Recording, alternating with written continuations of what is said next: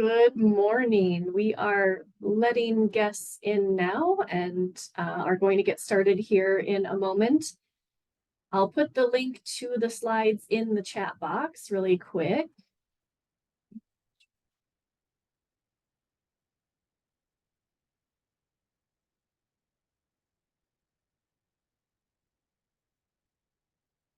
Here we go.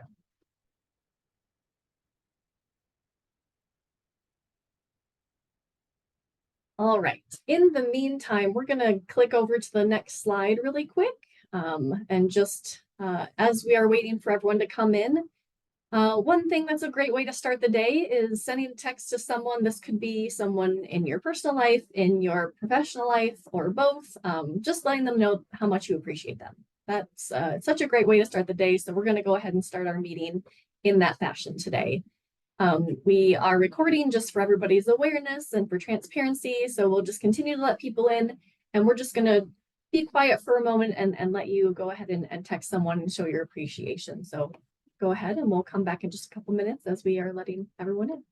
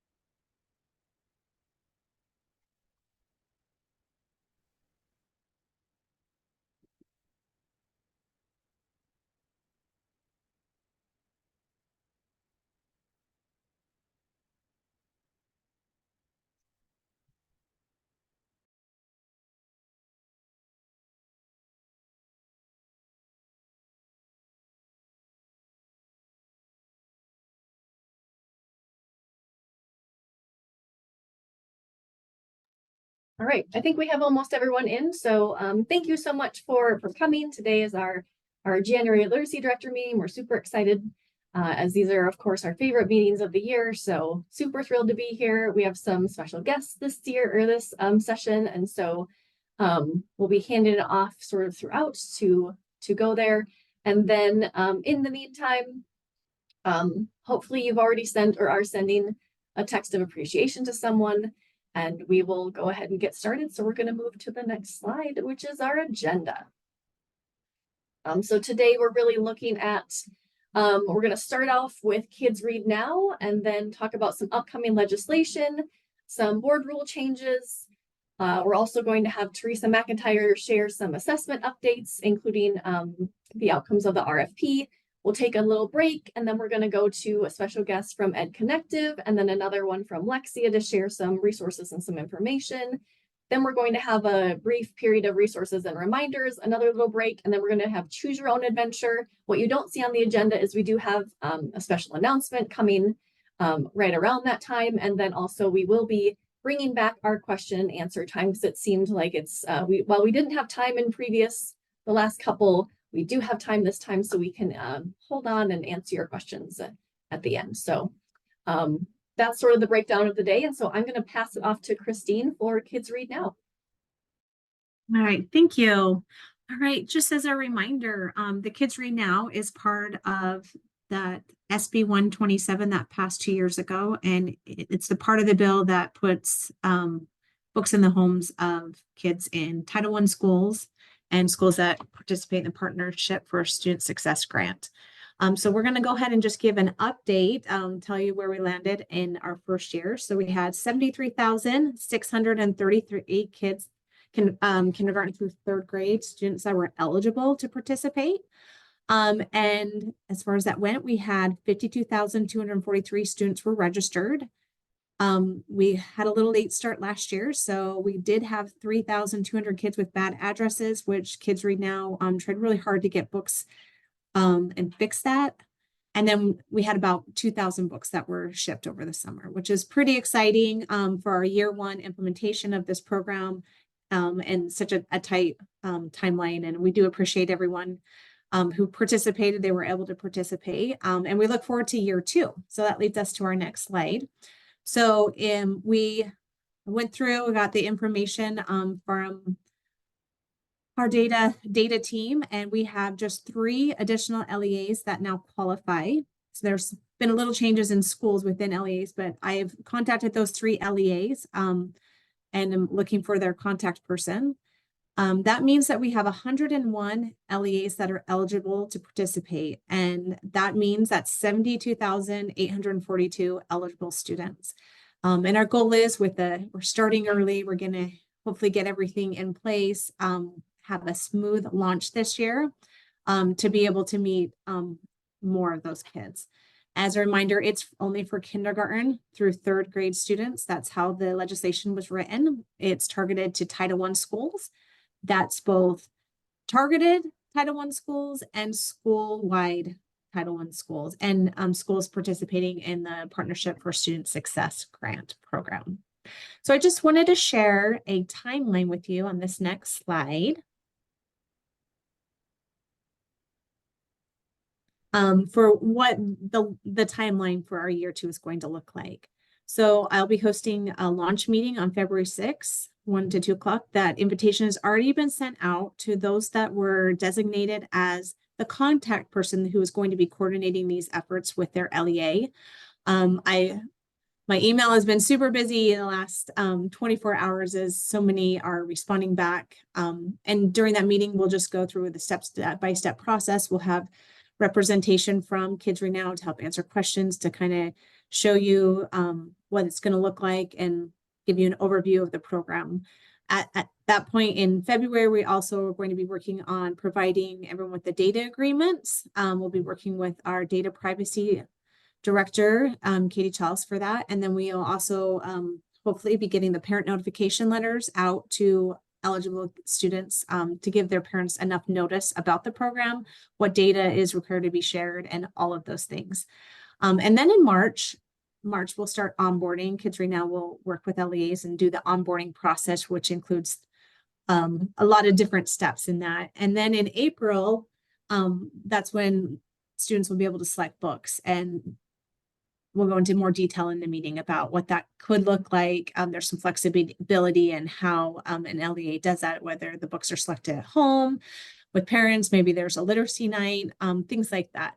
And then in May, to help with those bad addresses, which would prevent students from getting their books in the summer, in May, postcards are going to be sent out to validate addresses. That'll happen at the beginning of May, so that there's enough time that any of those postcards that bounce back to Kids Read Now will be able to get those changed and ready to go before the school year ends. And then June, July, those are the times that the books will be sent. So that's just kind of a quick overview of what the program's going to look like. We're excited to get started on year 2 and look forward to meeting with all of you at that are participating and that are going to be able to attend that June 6th meeting. And like I said, I've already sent the invite out for that. Your coordinators for the program are already aware of when that is. So, all right. We do have some questions in the chat box. I'm just going to quickly, just wanted to look really quick. Okay, so I see Robin. I'll check. Robin, I will check for you. Vicky, I will check for you at Beehive. And I think there was one more, an Athenian E. Okay. I will check on those, and then I will get back with you on that. Okay, so Chrissy asked a really good question. She's asking about the books. Have they considered getting the books earlier and sending them to the schools? That is, Kids Read Now is completely open. If an LEA is more comfortable with that, that's something that we can talk about and address at that meeting. That's a really, really great question.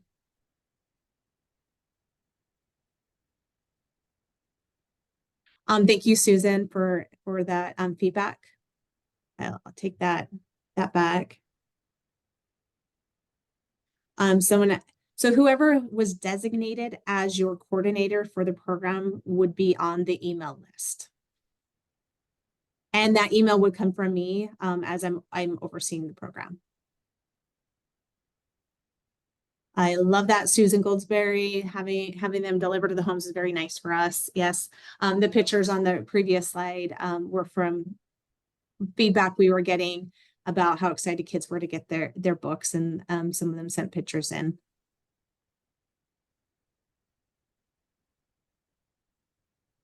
Okay, I think that's about that. And like concerns and everything, we will address all of those things at that meeting. And we'll go from there. I'll turn the time over to Sarah. I believe, Sarah, you're first up, or is it me? Oh, I think I'll have you talk about okay. the bill first, but yes, you go. Okay. I know you have to hop off here soon. Okay, thank you so much. All right, so we are in our legislative session, and we just wanted you to be aware of a couple of bills. The first one is HB 331, which is school and classroom amendments. If we'll go ahead and just click on that. I just want to say, so this one just dropped. This is a bill. It's new. The board has not taken a position on this board. Like I said, it's brand new. So we don't have a lot of information. This is just more of your awareness that this is a bill that just dropped that could affect the field in a way. So something to be considering. So if you go ahead and look on line 60 to 73, this is addressing toilet training in kindergarten. I've been attending a meeting with other state agencies, and this is something that across the nation since COVID, there's been an uptick in seeing kids not prepared, not having necessary skills, and maybe regressing in this area. So this is a really big thing across the nation, not just here in Utah. So this is how this bill is trying to address that. So if you want to kind of look at it, it basically talks about establishing some a process of what that would look like to, parents. I think it's really just about supporting parents, supporting LEAs, and supporting parents in that process. So like I said, it's kind of brand new. Board hasn't taken a position. We haven't had real discussion about it, but we will let you know more when we know more. All right, thank you. Thanks, Christine. And then Tia, the data privacy. So in the contract that we have with Kids Read Now, it did go through our privacy protocols and our privacy specialist. And so, yes, all of the privacy requirements that are in state law have been met with this contract. So just wanted to throw that in there because I noticed you have said, and maybe Christine can chat with you too about a little bit about that, but just wanted to throw that out there. Another bill that we wanted to just mention, much like Christine was sharing, this bill, it's called Reading Disability Amendments, and it's specifically only looking at lines 33 through 39. This is a bill that also is not, the board has not taken a position on it. We're just sharing for awareness purposes. The only change that this bill brings into play is it includes a definition of what dyslexia is. So that's it for that one.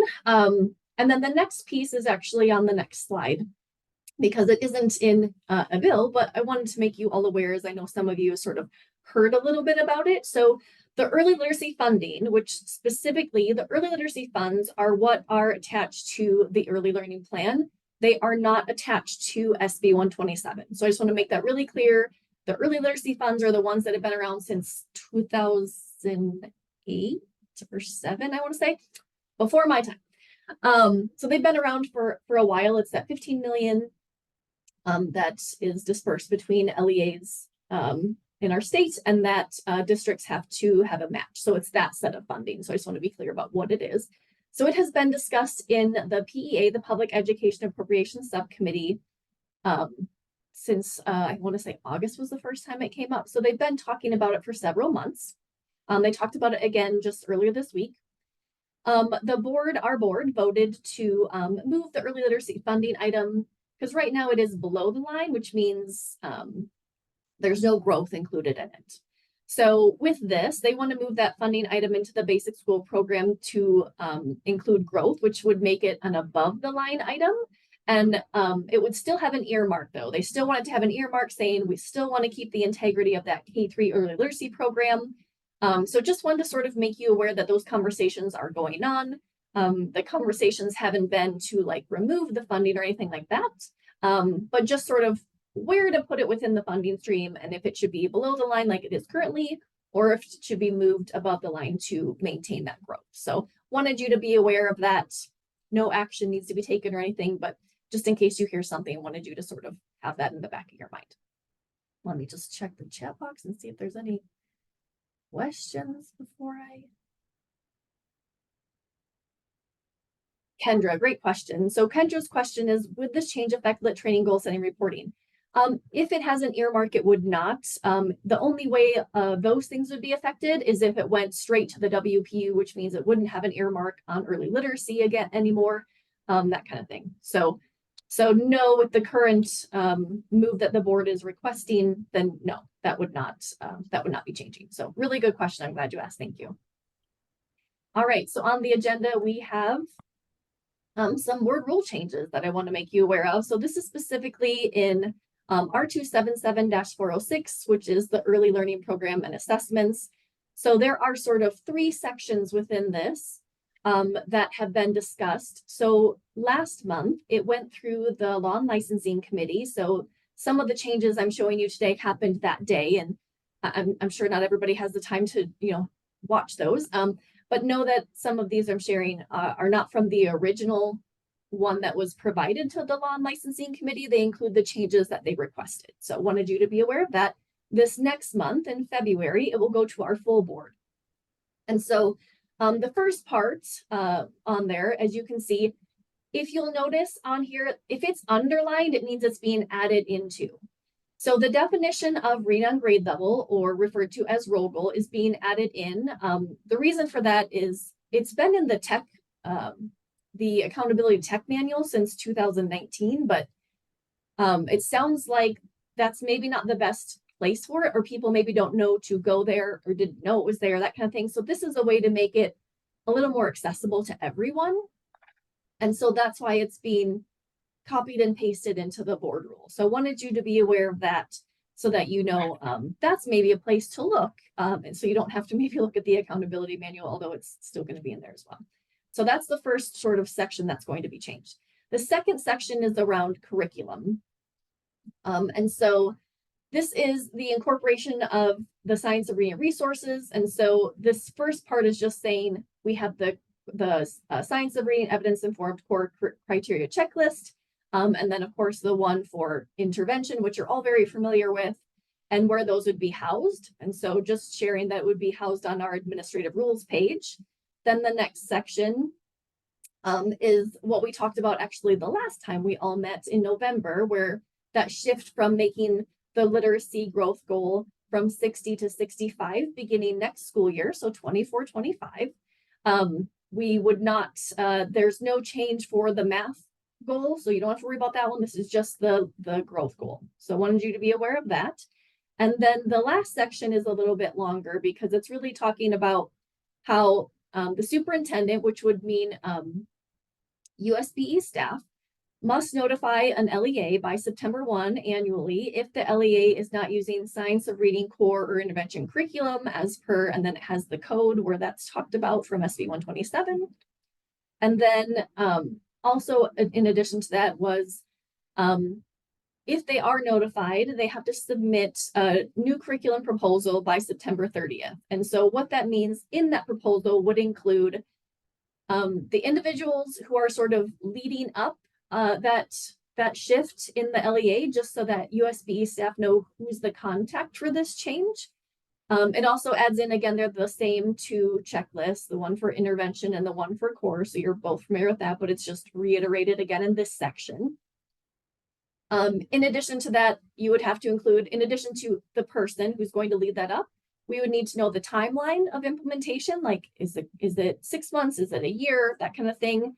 And then the third thing you have to include in that proposal is information on what supports your LEA would need from staff to adopt new curriculum. So it's just those 3 things right now. As you can see, other things were in there, and because they were stricken, they have a line through them. So those things have been removed during the committee meeting. So it's who's going to be, sort of making, who's the main contact, how long will it take, and then what support do you need? Those are the three things then that would need to be included. And then moving on to the next piece is really, if the curriculum chosen by the LEA is not on the pre-approved list, then the LEA has to include, of course, the appropriate checklist, showing that they have taken it through and shown that it meets those guidelines. And then I think there's one more after this. Nope, I'm wrong. Okay, so checking for questions, because it looks like. Okay, so first I want to answer Kathy's question. So Kathy Hall asked, if it is above the line, could this affect how the funding is used? Great question. So if it's above the line and an earmark is removed, then it would affect the usage. If the earmark is remaining and it's specifically for literacy, then no, that wouldn't change. So I'm really glad you asked that. And then Susan asked, before you would send out a letter requesting we become compliant, if we need your help, you're more than, yes, we'll definitely help. Always ready to help. Hope you guys know that. And so good question. So this is coming from our board really wanted us to have language in a board rule that was what happens if it doesn't happen kind of thing. And so we have we put together some things in. The Law and Licensing Committee made it even better. And so we're so grateful for the things that they changed, added in, removed. All of those changes are really great. I'm so glad they did that. And then going to the full board next month, I'm not sure what changes will occur in that meeting, but you are always welcome to contact your board member and sort of just let them know your feedback, positive, negative, everything in between on how you feel about how it's written right now. So just wanted you to know that agenda should be coming up here in about a week. And then Carrie, this applies to reading intervention curriculum, not, yes, such a good question, Carrie, you're right. This only applies to K-3 literacy curriculum. Doesn't apply to any other content area, not math or health or science or any of those things. It's specifically just to literacy because of the language in SB 127. So I'm so glad you asked that, Carrie. Thank you so much. Okay, and then Mountain Sunrise, great question. What data is used to determine if our 1 through 3 is making typical or better progress? Love that you asked that question. So as far as the literacy growth goal, moving to 65% potentially, once of course, we'll see what the full board says on that and where it lands. We'll certainly notify all of you in March. But what it means is we look at the 1st through 3rd grade data. We look at beginning of year to end of year. And that 1st through 3rd grade is in a huge lump, like a huge group. It's not 1st alone, 2nd alone, 3rd, they're all one group. In addition to that, it's looking at what growth did they actually make from their beginning of year to end of year. So obviously, if they are a student who moved into your LEA in the middle of year, then that wouldn't count with your LEA because these students, the data does go through some, why I'm blanking on the word, someone help me on the team. Why am I blanking on the word? Filtering. Thank Filters. you. Whoever said that, bless you. Yes, filtering. And so some of the filtering includes like if they are a first year in the country multilingual learner, then they their data is removed from the data set. If they have not been in your LEA for the full academic year, which you might hear as FAY, which means they have to have been enrolled in your LEA for 160 days or more in order to be included in your data set as well. So those are the pieces that we're looking at. It also means the student would have had to, like obviously if they opted out of the assessment, they're not included in the data set. If they don't have a beginning or end of year score, then they can't be included in the data set. The data has to be there. And so that kind of thing. Hopefully that answers your question. And then Susan, can we still give feedback that a warning letter and then asking for more time and extension would help and be appropriate? Yes, you can certainly give that feedback to board members. And just for everyone's knowledge, Susan is referencing the typically when we have an LEA that is not yet in compliance, we would typically send out a letter notifying them and saying, you have fill in the blank more time to, you know, go ahead and get that done basically. And so this would be a little bit different than what we have done in the past. So she's sort of referencing that. So yes, thank you. Thank you so much, Susan. Sarah, can I add to that? Oh, please, please. Well, I know a warning letter seems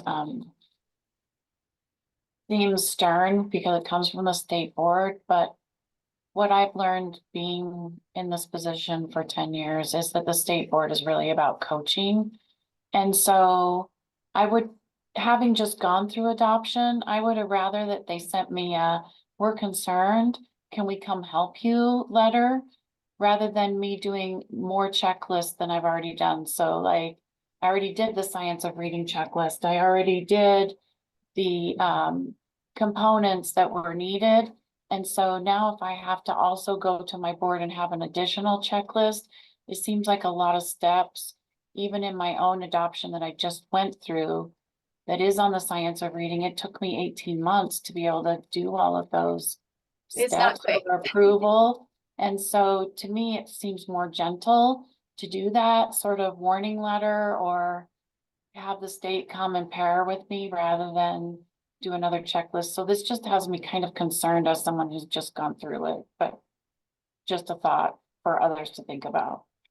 Thank you. Thanks so much for sharing, Susan. I really appreciate you being willing to, you know, come off mute and speak and really share sort of your experience and what you just went through so that we can, you know, make sure that we're hearing from everyone. So yes, if you're feeling similar to Susan or even differently, please definitely reach out to your board member. And if you don't know who yours is, I'm certain we could help you find that as well, to make sure that they're, you know, sort of hearing from all of you, because you're the ones that are going to be most affected by it. So certainly it's important to know how you're feeling as well. And then Courtney asked, will kinder ever be included in the growth goal? Great question, Courtney. To my knowledge, there hasn't been any discussion around including kindergarten in the growth goal.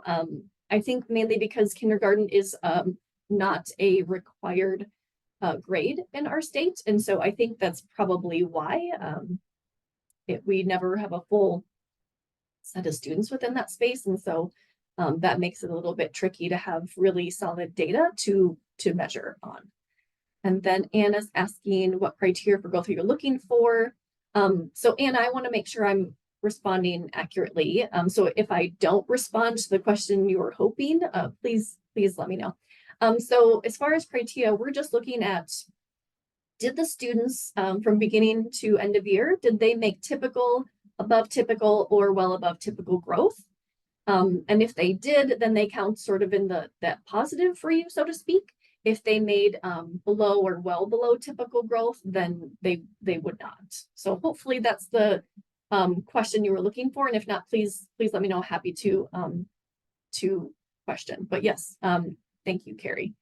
And then, oh, great question, Christy. So she asked for the 160 days. Is that in our district, school, state? It is in the district. So it is LEA level, full academic year, so not just school. So it's specifically within the LEA since it's an LEA measurement.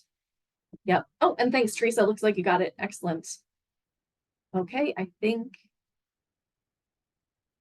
So Teresa, for the school report card, it's in the school full academic year, but for this, it's actually for the pathways of progress and for the early literacy plans and accountability for that, it is the LEA.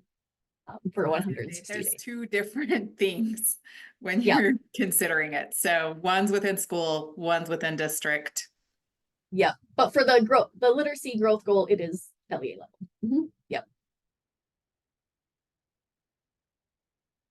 No, absentee issues, Rebecca asked, is the 160 days enrolled or present? It is enrolled.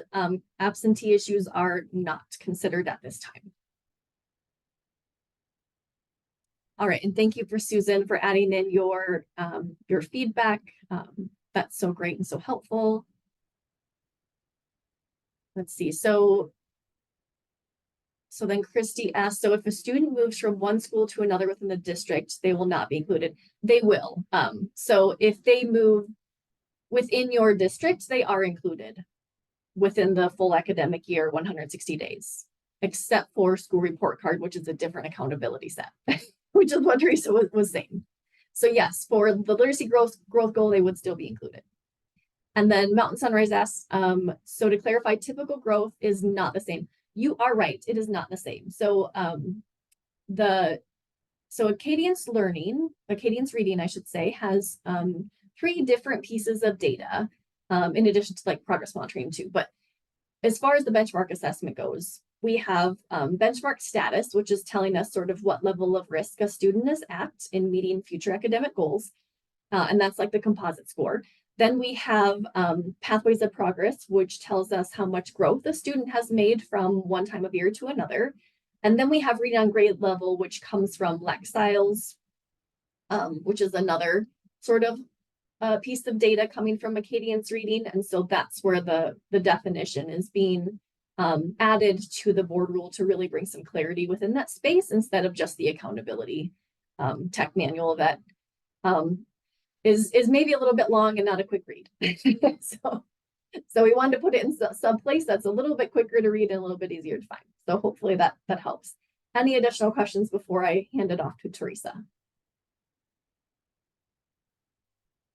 All right, Teresa, it's all yours. Okay, thank you. Just a quick reminder that our window does close January 31st. And then those special codes and any data that you did on paper needs to be input into the system by February 28th. And then any students that are scoring well below or below that were previously at or above benchmark do need to be given a diagnostic assessment at this middle of year time. So students who were previously identified and received a diagnostic, there's no need to do another one, but any newly identified students need to receive that diagnostic and then those targeted interventions and progress monitoring at that required rate. And then this is just our state level and LEA level beginning of year data. So I just wanted to share that with you. We're not going to go and take some time to dive into it today, but just wanted you to have that as a reference that you can utilize if you want to do any comparisons. And then I've gotten a number of questions around progress monitoring. So I've added a lot of those questions to our FAQ document. So I just wanted to remind you that this document exists. Here is some examples of some additional questions that I have received. So make yourself a copy of that. And as I get additional questions from LEAs, I will be adding those into the FAQ to make sure that things around progress monitoring and those requirements and uses are clear for everybody. So if you do have additional questions, please send them to me so that I can add that.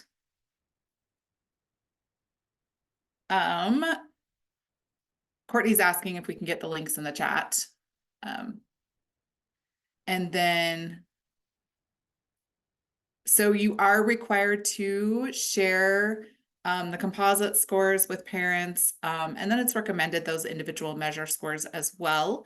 And then if the child's below grade level, you're supposed to provide resources that parents can use with the child, letting them know what interventions the school is doing with the child.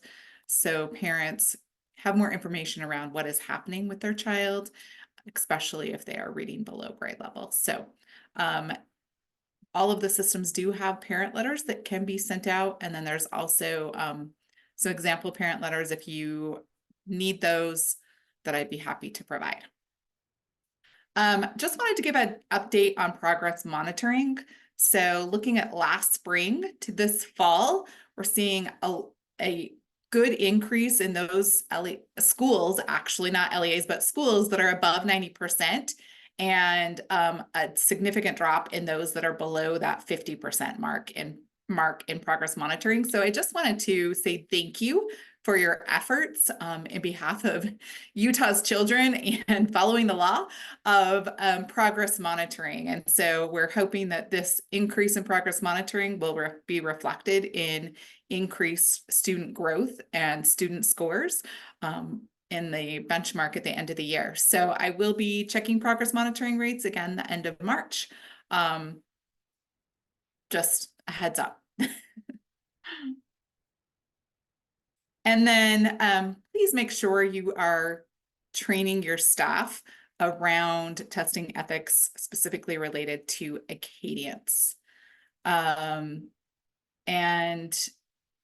it is protected testing material. So please do not provide students direct or indirect instruction around the topic of a benchmark passage, or definitely don't share the benchmark passages for either Acadians reading or Acadians math with students before administration. So we've had a lot of issues last year and already some issues this year with some testing ethics issues around Acadians. So just please train your staff so nobody gets in trouble.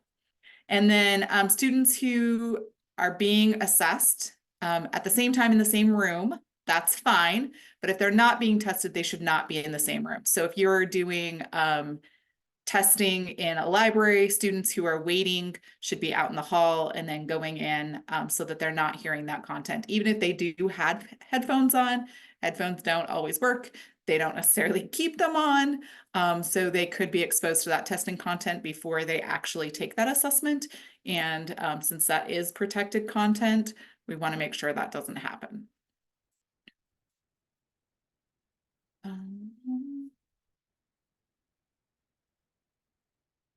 So let's see. Yes, you can find the assessments online. And if a parent chooses to have their child do that, we can't stop that. But then I would recommend if the student says something, or if they seem like they're familiar, that instead you give them progress monitoring probes instead of the benchmarks. And try and communicate with parents the importance of students not seeing that benchmark material before, so that we can get an accurate and valid data for that student. So thank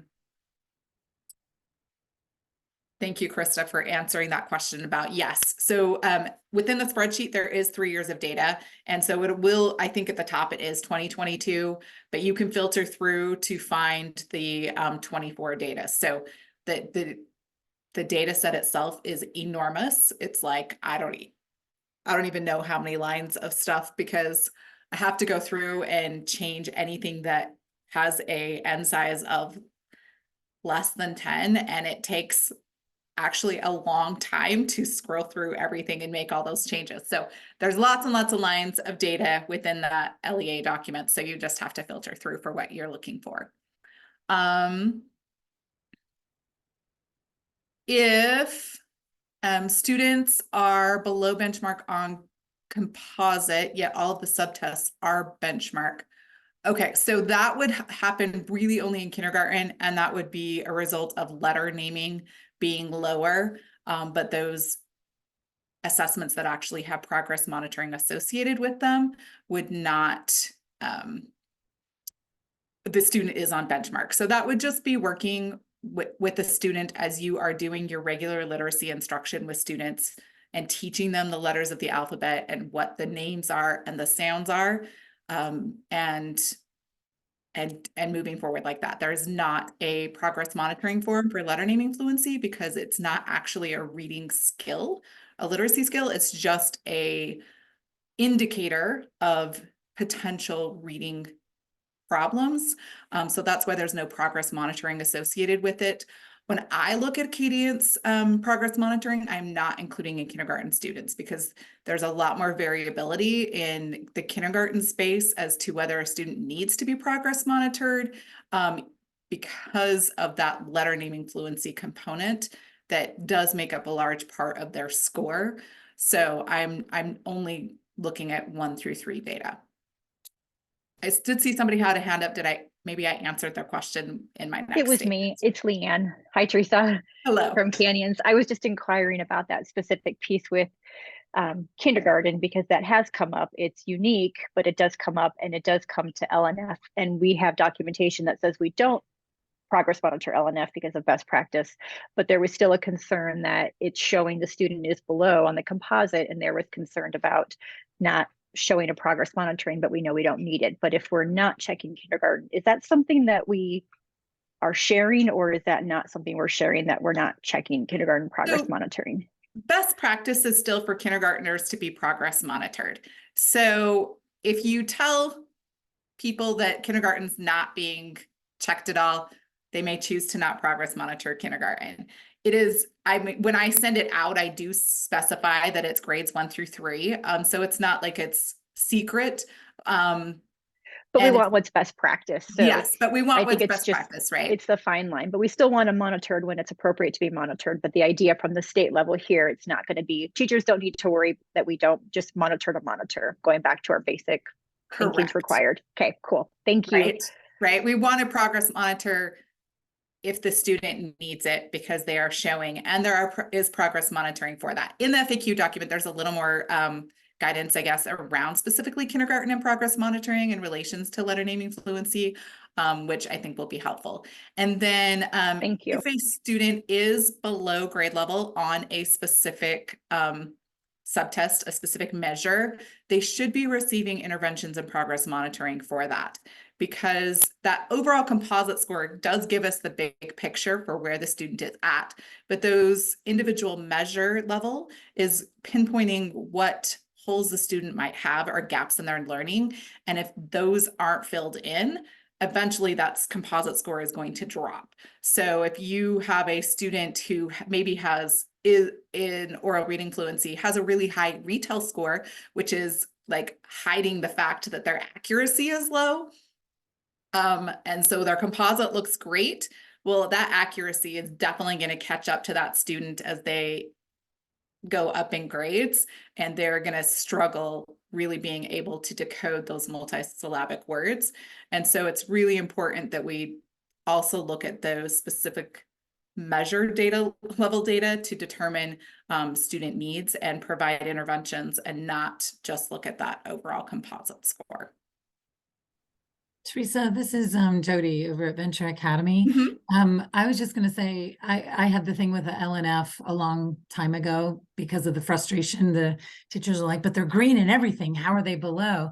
So I reached out to Amplify and Acadience to try and get an answer back then. I mean, this is years ago.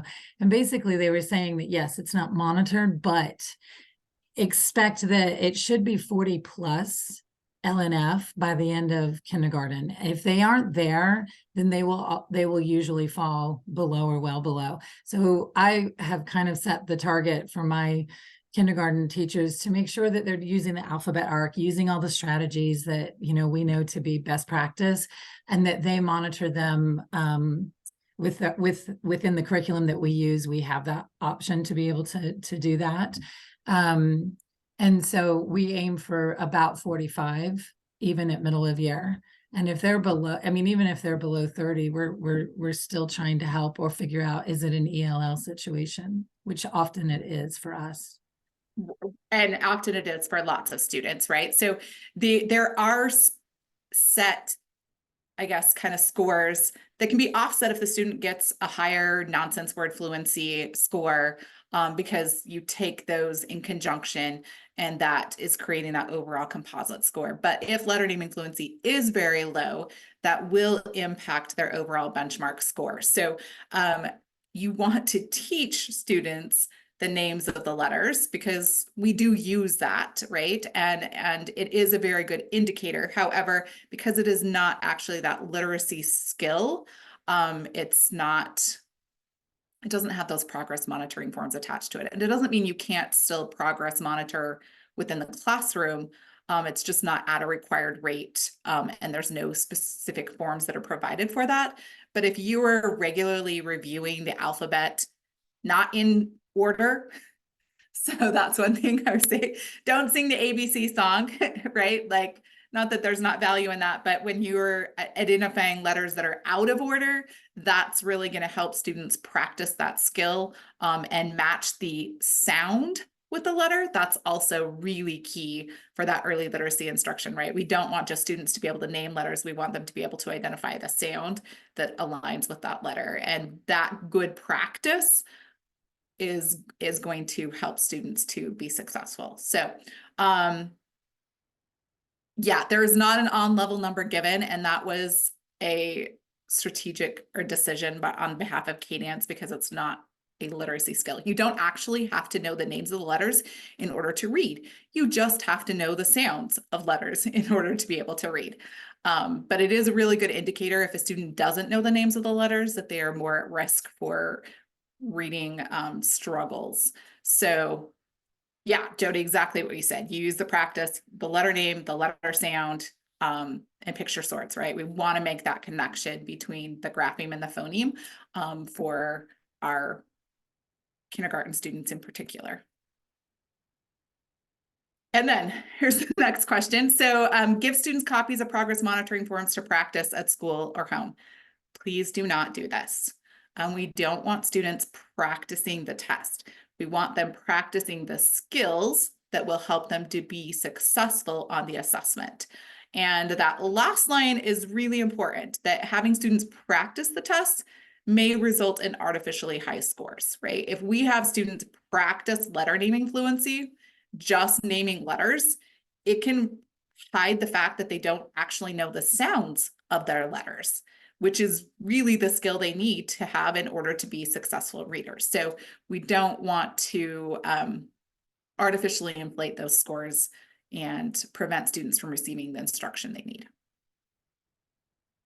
Okay, the benchmark reading assessment RFP, we have finished, finalized everything. And so the vendor selected is Acadience Learning. So starting in the next school year, the only platform that will be available is Acadience Learning Online. So it's ALO. And our reading assessments can still be administered online. The way you do the scoring is a little different than with M-Class Amplify if you currently use that. And you can still administer through paper and pencil if you want to and input the scores. That is still an option available. The platform will be available for both math and reading. And here's some benefits. We do have those consistent assessment measures and benchmarks. So the assessment itself, Dibble's Next, stays the same. And so we will still have those same cut scores. You'll still be able to use your historical data to do comparisons, to see growth and progress. And the entire state will be using the same platform. So if you've had students who have moved from a school that uses ALO or ADM to a school that uses M-Class and you're like, I don't have their data now, that won't be the case. All data is going to move with students when they transfer, and the entire state will be using the same platform. So rostering will happen through the state. So those of you who are currently using ALO, you will no longer have to roster. We are working with them to get that in place for the next school year. So they will roster. You will still have to put in staff for that. So if you have testing teams and things like that, you'll still have to put that in. Math and reading can be on the same platform. So and the Math K1 measures are available online. So they do actually have like online scoring for the Math K1 measures, and also for the computation, you can put in the how the student responded, and then it will actually figure out the score for you for that student. So there are some nice benefits to the ALO math versus ADM. So there will still be a choice for math, whether or not you want to use ALO or ADM. So let's look at, yes. So here's planning for platform changes. This is the big thing. The assessment must be given on a touchscreen device, an iPad or a computer or a tablet. Phones do not work. So for the maze, students can still use a mouse or like a Chromebook or a touchscreen device. But for those who are actually administering the other benchmark measures, it has to be on a touchscreen device. We will be providing training around the assessment platform along with data and reporting.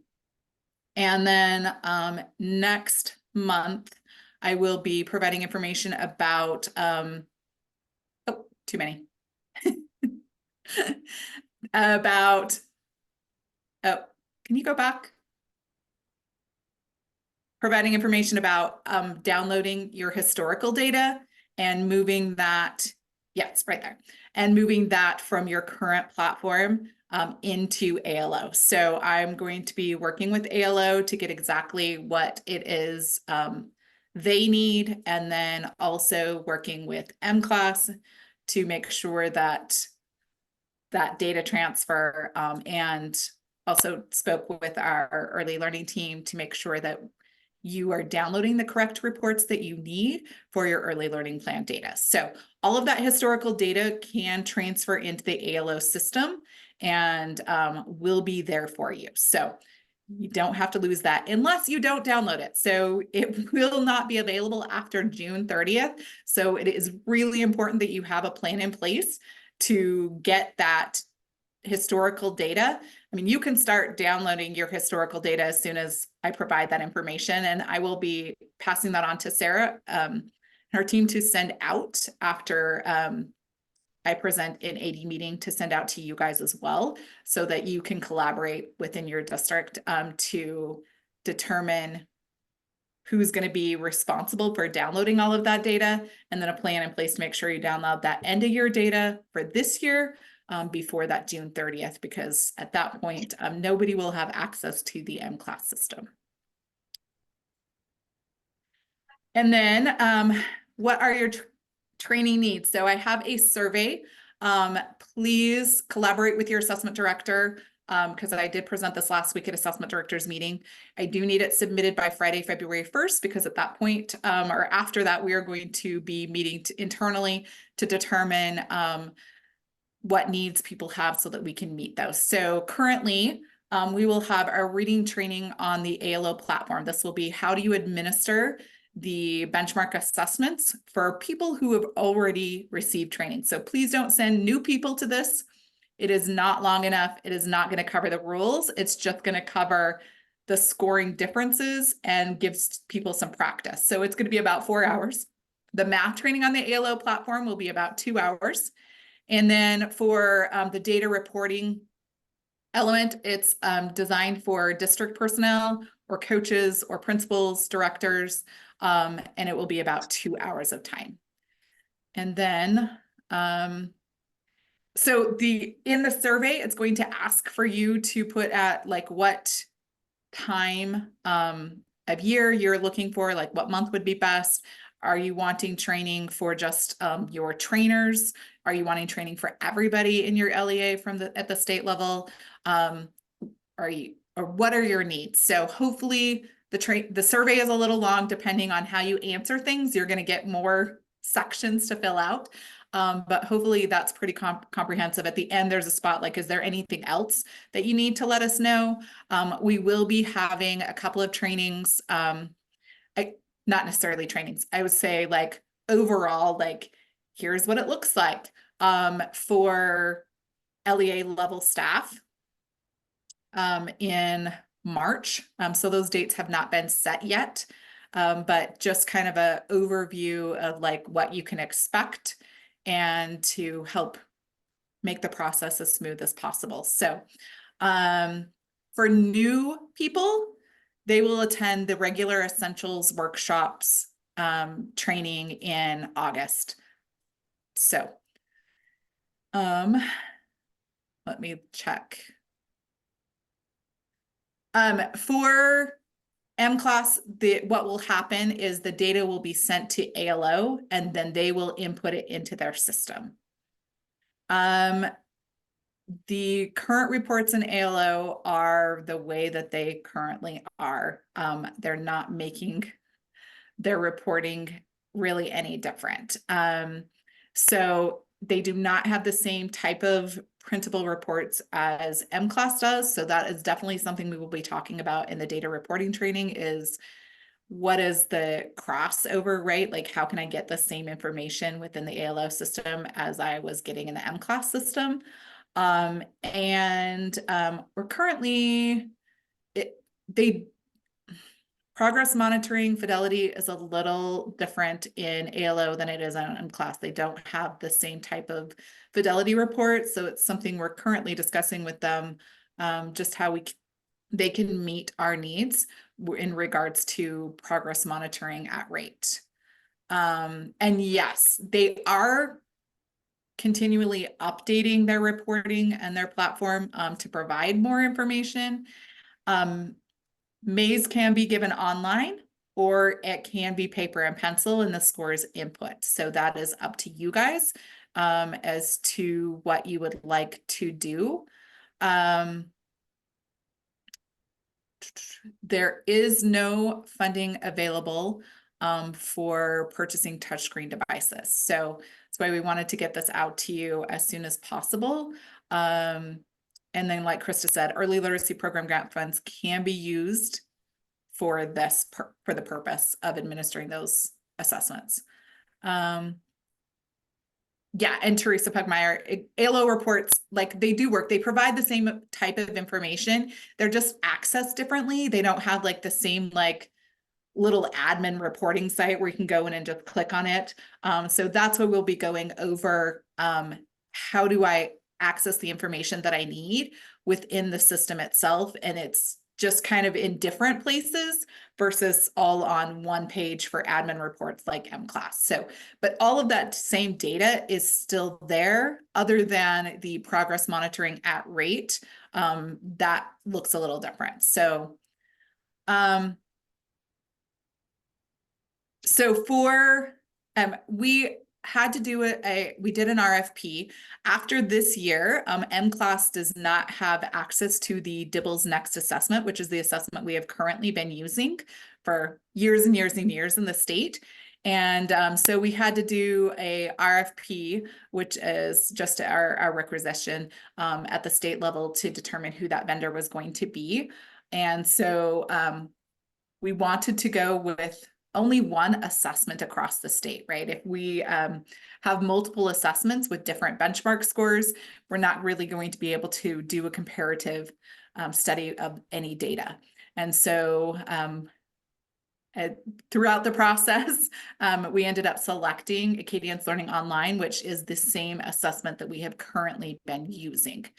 For math, however, our RFP is not our current contract is not ending. And so Acadians Learning Online is also the same company that has ADM. They are still offering ADM to the state because we have a contract with them. However, they are sunsetting it for like everybody else in the country, unless they might have a contract as well. So schools will have a choice to whether or not to use ALO for their math and have their data in the same platform, or whether to continue using ADM for math for a few more years.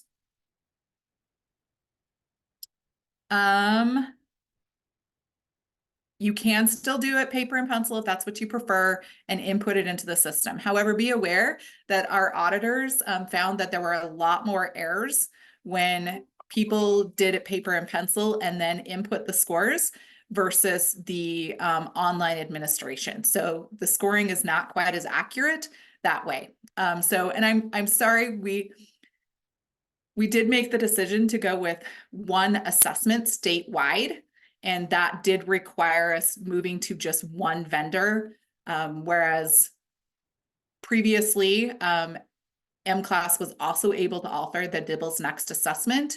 After this year, they will no longer be able to offer that, and they're moving to their DIBELS 8, which does have some different measures and different cut scores and benchmarks. And so the assessment itself is exactly the same. It is still the DIBELS Next assessment. All of the measures are the same. The scoring rules are the same. The difference is that the way you actually score it in the system is different. So that's right, exactly, like people are saying. So you mark every correct word during the oral reading fluency, not just the incorrect words. So every word gets marked either correct or incorrect or left blank. So that's why the training for people who know the rules for Acadians but don't know the ALO platform. Like it's a 4-hour training, and that gives them practice with the new system so that they can feel more confident.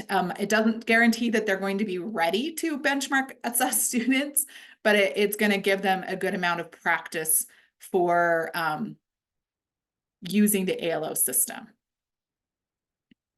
ADM is not the same as ALO. So ADM is Acadiance's old data management system.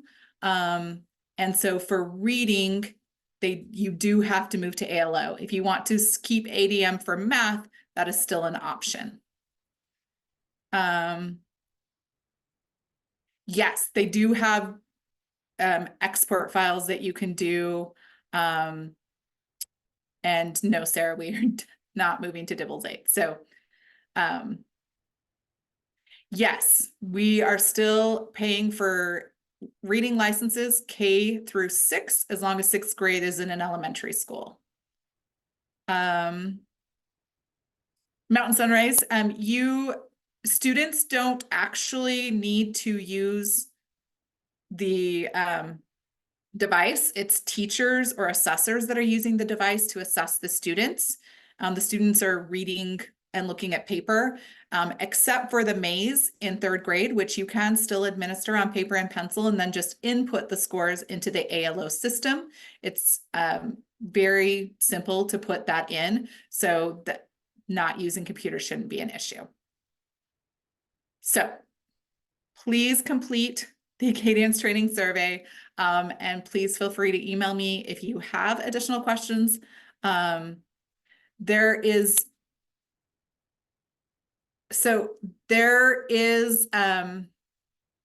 ALO does have a middle school assessment, and you could reach out to them to purchase licenses for that. The state does not currently pay for those licenses and would not roster students, but if that's something that you're interested in, they do have a middle school assessment for Acadians. I am not sure if it's on the ALO platform for sure.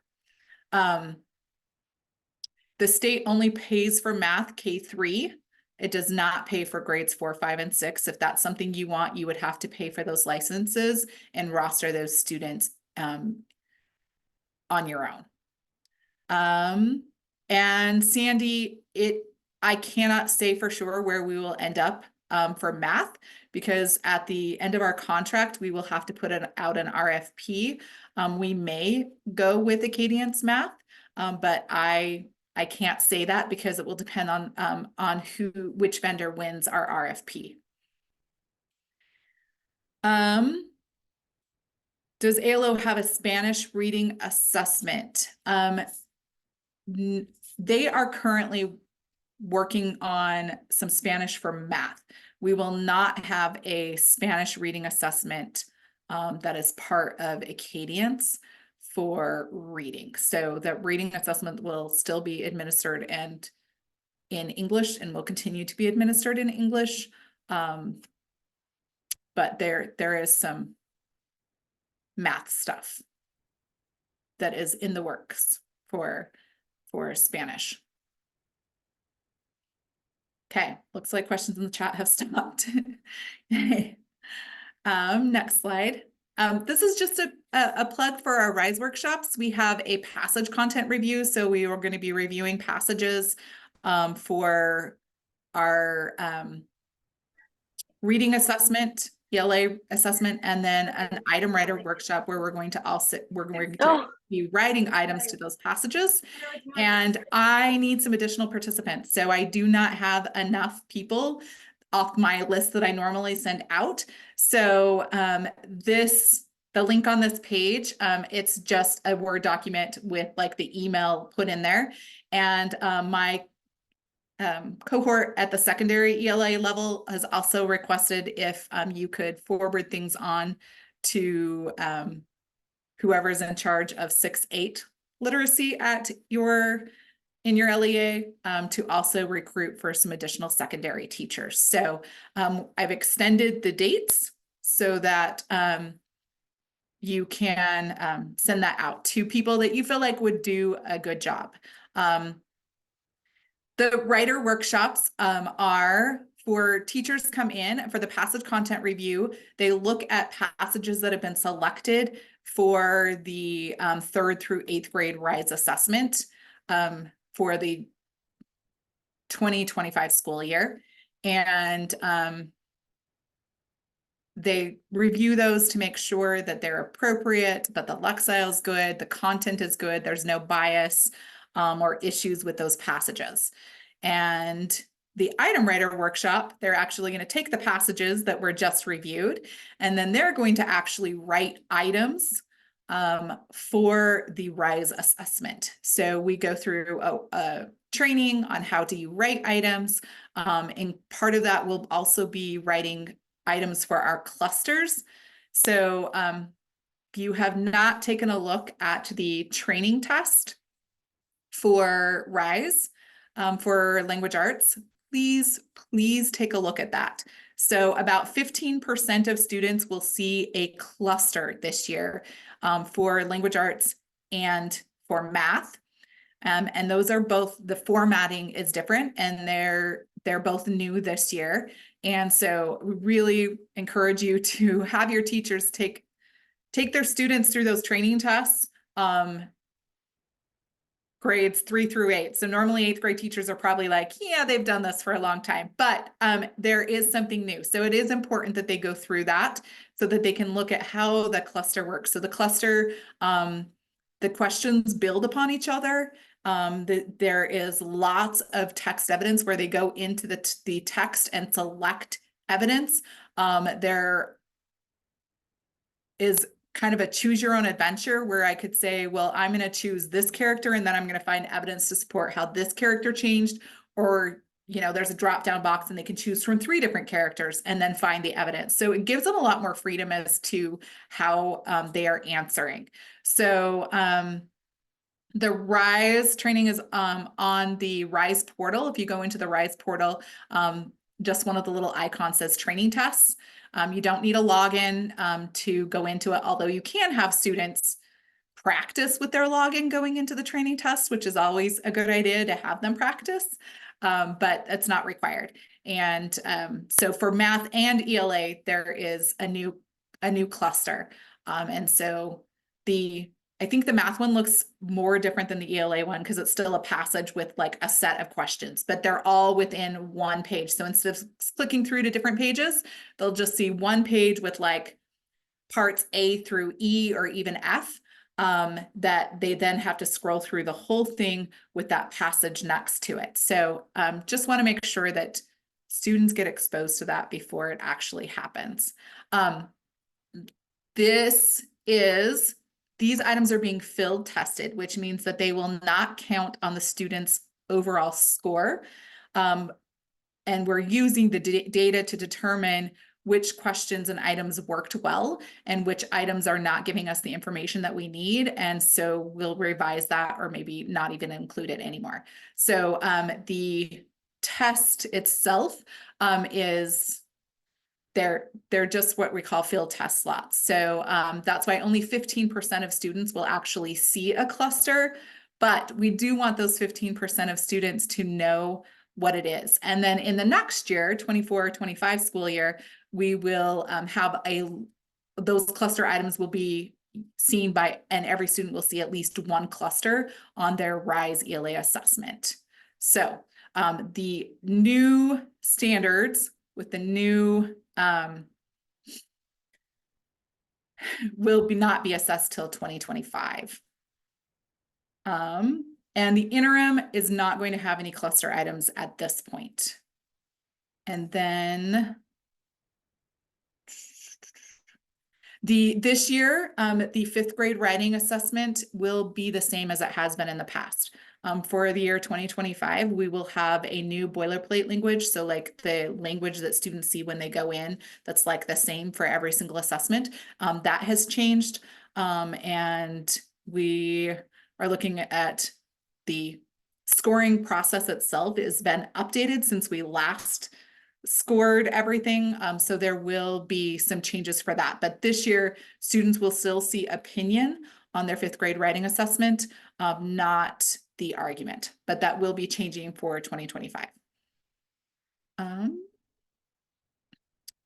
And then Amanda said, I participated in many RISE workshops. It's a great opportunities to learn more. Yes, as a teacher, I participated in lots of, actually, it was usually SAGE writing workshops. I did do some rides as well. And I found that I walked away being a much better teacher and having a better understanding of the standards and the level of rigor that was required for students to meet that standard. So I found it extremely helpful. Okay. Thank you very much. I really appreciate your time. And I'm gonna turn it back over to, oh, a pause. Yes, we are going to take a 5-minute break. So go ahead and take a 5-minute break. We'll come back at 10:17 and then we'll move forward and Ed Connective will be joining us. So see you at 10:17.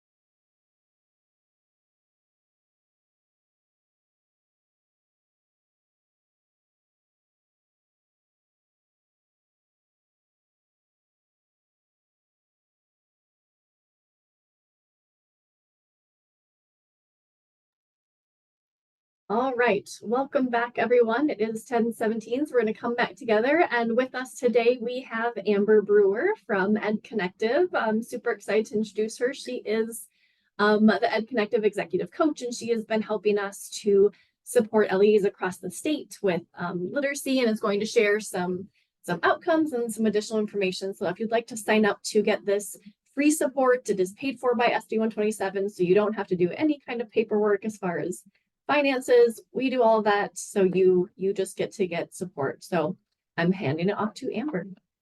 Awesome. Thank you so much, Sarah. It's always such a pleasure and really a joy to be able to jump onto these meetings and learn about all the awesome work happening in Utah related to early literacy.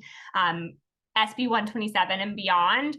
Most importantly, to hear about the individual stories of the work that you guys are doing in your schools and LEAs across the state to truly support students with achieving, you know, their literacy goals and their future success in life. As Sarah said, my name's Amber Brewer. I have a background in education in literacy, languages, and language acquisition. And I am the manager of specialized partnerships for Ed Connective, specifically for science of reading. And so many of you may see me in lots of meetings off and on as we get the opportunity to partner with both Sarah and Katie Hill through their work, and many of our awesome participants across the state, a lot of whom are in this meeting right now. So it's great to see so many familiar faces. At Ed Connective, I like to start with our mission because we truly believe that every teacher, leader, educator, coach means that every student gets the opportunity to thrive. If people like Beyonce get to benefit from the joys of having a coach, or people like any famous athlete out there, then we believe that the people who do the work of changing hearts and minds every single day also deserve to have the support of a coach.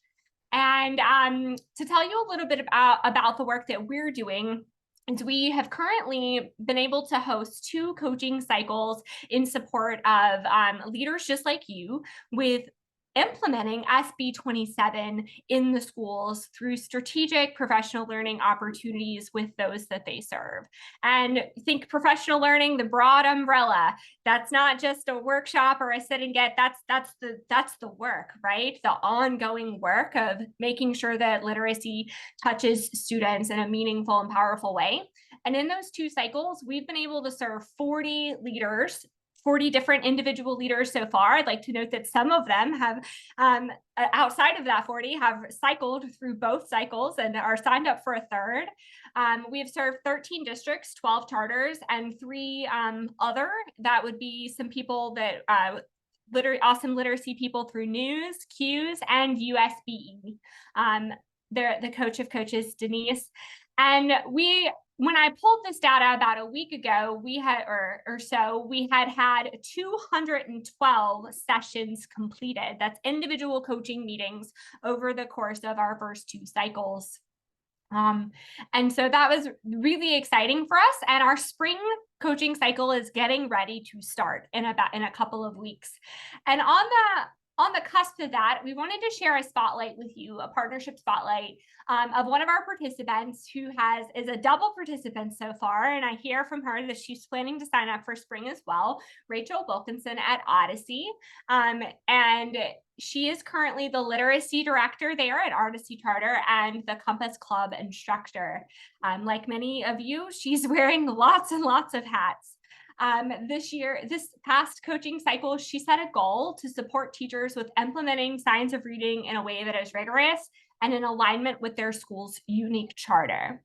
At the start of her partnership, she noticed that there had seemed to be a general move away from rigorous early literacy instruction as teachers tried to figure out how to put all of these pieces and these learnings that they had gathered from letters into practice.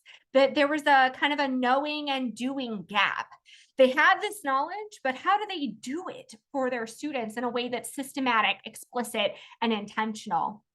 After she had this revelation, she worked with her coach to collect data through first with a small group, a pilot within her school, kind of, through conversations and surveys, and then a larger survey to the whole staff about how they defined rigorous literacy instruction and what it should look like. She took that data and aligned both what we know about rigorous literacy practices, what the staff believed about literacy practices, and cross-referenced it to the charter, and then normed with other building leaders, her director and other support personnel, around what they were seeing in the classrooms. And from there, she was able to start to put together a plan for how to leverage a cross-sectional team in her building, a literacy team that she's leading, to use this data that they've gathered and their student assessment data that you guys actually were just talking about, some of which, to figure out, what do we do next? Like, how do we make sure that this literacy instruction is really becoming meaningful for students? And I'm really excited to see how this continues to play out for Rachel. If she's, I know was planning on being on the call today. If she'd like to, say anything, I'd love to let her. But if she, I'll leave that up to her. But it's just been really exciting to see stories like this and so many more come out of the coaching work that's happening with leaders across Utah. So as I'm going to shift away from the spotlight, I like to also share some impact data. We're currently crunching our numbers from fall because some participants were like enjoying it so much that we kind of extended the deadline for them just a tiny bit as their coach requested. And so we're still got some data that's coming in this week. But from summer, 100% of the respondents to our feedback survey who participated felt that it had a positive impact on their well-being as a leader. I don't know about you, but I can always use some impact on my well-being. One particular participant shared that their coach was so helpful with the guidance for organizing principal learning walks with the 29 elementary schools that they served. And she helped the participant think about things that she would have never considered otherwise. So we hear stories like this all the time, which is why I'm always so excited to come share them with you. If you yourself are like, I would like that, or I have a designee that's working for me for rolling out SB 127 in our district, and I think they could really benefit from that, then I'm going to put a link in the chat where you can sign up. And it'll take you to a landing page. This landing page houses all of our a lot of our Ed Connective information about the work we're doing in Utah. We are going to be updating it pretty regularly. But it's also got a link where you can complete the matching survey and get connected with a coach for spring 2024. Maybe you're at a place that you're like, I don't know if I'm ready to commit for that for 2024, but I want to keep learning more. I want to see how this goes. That's cool too. There's a link on that same landing page for you to opt in to hear more information as it becomes available.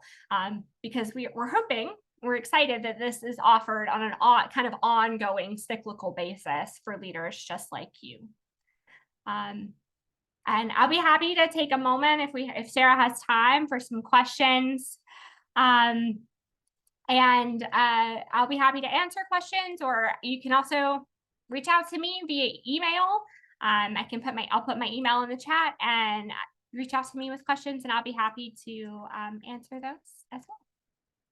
Thank you so much, Sarah, for letting me come speak to your awesome crowd of people. Yes, thank you, Amber. I know we've heard, I know lots of people in the chat box have added in their great experiences with your group too. And so it's nice to get such great emails saying it's really nice to have free help. So people have been really grateful for the additional support. So thank you. Awesome. Right, just checking the chat box to see if there's any more questions. Looks like, okay. So I am going to pass it off to Becky and Sarah from Lexia to share some letters information. So I'm going to pass it off to them. Thank you. Thanks, Sarah. Hi, everyone. I am Becky Lewis, and Sarah, my colleague, is with me today, and I'm going to let her introduce herself really quickly and then tell you more about what our session is about today. Hi, everyone. It's so nice to see everyone's names and some of your faces. I know that we've communicated via email a ton in these projects that we've had in Utah. So excited to be here. Again, I'm Sarah White, your state success manager, and we've got some good information for you today as you end your are in the middle of SB 127 projects and ending the state project. So we're going to get started. And some of you, my name might be familiar because your faces and names are familiar to me too. I'm Becky Lewis. I'm the Professional Learning Solutions Account Executive that is fortunate enough to work with the state implementation in Utah and all of the SB 127 work that we've been doing with letters. So what we're going to be talking about is post-state implementation and planning today. We're going to look at what's next for literacy leaders. We have a checklist and some information and resources for them, as well as some for your educators that you can share out. So to get us started, we're looking at the post-state implementation. We know that there are so many projects in Utah going on simultaneously. We're wrapping up, like Sarah mentioned, the state implementation, and we're working on SB 127. But we really wanted to talk to you today about when those state implementations come to an end, what you can do at the district level to be mindful of all the hard work your teachers have put in, and where you can continue that momentum when it comes to your letters journey as a district. So Sarah is going to share in the chat box a sample district post-implementation document we want you to have handy. This is for you and your leadership within your district to take back and kind of guide you through some questions to think about when it comes to post-state implementations. And I'm not going to read through the whole thing, but I'm just going to highlight a few things for you to consider that's important to keep at the forefront of your mind as you're moving forward with continuing building your teachers' knowledge around literacy. So one of the considerations is identifying a person in your district or people in your district who are going to be making decisions about the sustainability plan. Some other things to consider is if you're hosting trainings moving forward, who would participants reach out to for that? Who would participants reach out to if they need some manuals and to access the Letters online platform? Some other considerations is remembering how this commitment to letters fits in with your district and state's long-term plan. So how building your teacher knowledge, how does that fit in to your literacy plan that you already have in place? One thing that I often see happen during post-implementation meetings is districts taking time to think about new hires. You have those teachers coming from the college world or from other states who may not be letters trained. So having a plan in place for how you're going to address those needs and get their knowledge to where it needs to be when it comes to literacy. Another really important consideration is what happens if a letters participant leaves the district? What is the plan that you have in place for that? So those are just a few very, very quick things I wanted to touch on from this document. There is a lot more there for you to consider that is very helpful. We've also included, and I'm going to have Sarah put this in the chat. It's always helpful for me when I see someone else who has already filled out a document so that I can borrow ideas from them, because we know in education that's what we do. We borrow from each other, and what we see one group of people doing might inspire us or make us think in different ways.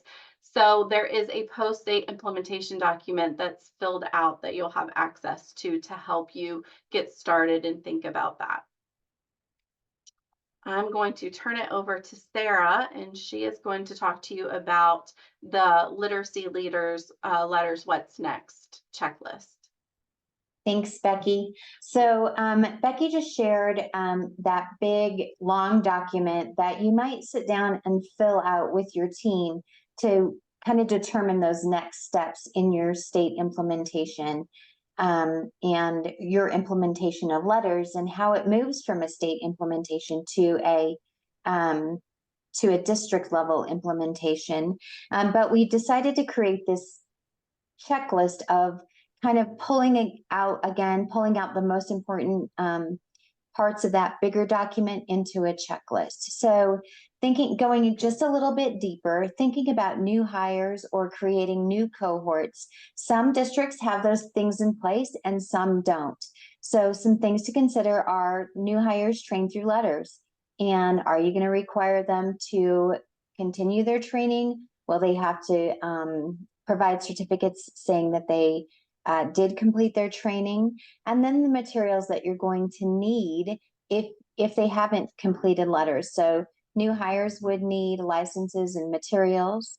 A thing to consider regarding the manuals is, are you going to give them the manuals? Are they for their own use forever and they can take notes in them, or will you be checking the manuals out? Different districts do that differently. And then there's a whole consideration around professional learning that we'll talk about in just a minute, but how are they going to attend those professional learning sessions? Do you have expectations for bridge to practice or involvement in PLCs? How are you going to do makeup sessions? How are you going to arrange for attendance? And what are those attendance requirements? We went back and forth about your Lexia account executive. And right now that is Becky, and I shared her email address in the chat earlier.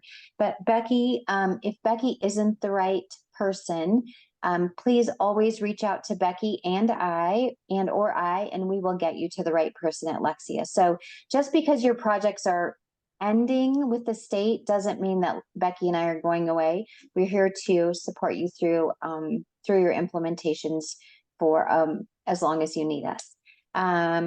So anything about licenses, materials, and purchasing professional learning will go to Becky and I, and we can get you to the right person. Okay, so then Lexia, support at lexialearning.com. Some of you have already reached out to them for certificate completions, things like that. But if your participants are changing schools within your district, they'll need to contact support at lexialearning.com to change their school. If educators are leaving your district completely and leaving to another district, we've linked the data release form, and they'll have to fill that out and send that to support at lexialearning.com. And I know we're getting some questions, but I promise we'll answer those. Okay, so professional learning sessions. So this is a kind of a big thing because the state has been providing those professional learning sessions in both implementations. If you're going to purchase those, you would definitely need to contact Becky to be able to arrange that purchase. Some of you have local certified facilitators that are able to provide the facilitated sessions within your district, and then you would just contact, you would probably know who that is, or contact your district leaders. They'll know who those people are. Julie and Sarah have created this great list of state locals certified facilitators, and Julie has that list, and you're welcome to contact Julie to get that list, and then also kind of some direction from Julie about how to schedule those professional learning sessions with a local certified facilitator in the state of Utah. And then we always have the public virtual training options, and we've linked those if you need Lexia to provide that support as well. If you're interested in becoming a local certified facilitator, we linked some documents to describe the facilitator role and then the ongoing professional learning expectations. You can always contact Becky or I for more information if that's something your district is interested in doing. And then the last thing is really thinking about those course manager considerations. If you're a course manager, or if you're not and you would like to be, please contact Becky and I, and we will definitely get that set up for you. But it really is, Utah has had a great and a tremendous positive experience with letters, and has done such a wonderful job in implementing letters across your state. And part of that is that the state was monitoring, and districts were monitoring the course progress of individual participants. So it's really important to continue to monitor that progress. The other thing is being aware of your license expiration dates. We've seen a lot of licenses expire and then people are shocked that their license is expired. But really make sure that you're watching those license expiration dates. And then when a participant's license expires, they'll still be able to log in and view their transcripts, but they can't access the course content. And then if you need to become an owner permission, please email me. That gives you complete control over your platform. You can add and remove course managers, and all of that is there. So you can please email me and Becky or email support, and we are here to help you. Okay, and sorry, Utah offers credit. So the Utah Department of Education offers credit. It's 1 USBE credit or 14 relicensure hours for each letters 1 through 8. So you can earn a total of 8 USBE credits. If you have questions, contact Julie. And then if you want graduate credit, Letters partners with the American College of Education, and we've linked some resources, and you can contact ACE directly for purchasing those graduate credits. And anytime you have questions, please reach out to Julie, reach out to Becky or I, or support@lexialearning.com. All right, we're going to look at the complimentary document that you can share with educators that goes along with this, so that educators can kind of troubleshoot different things with their letters journey. So on this document, and we'll share it in the chat box, is information for if they're changing school districts. Here are the different steps that they need to take, or changing schools and then changing districts. If they're a new hire, here is who they need to contact at their school for direction on how to become letters trained. Information for them about their expiration date, when is that, and how to find it on the learning platform.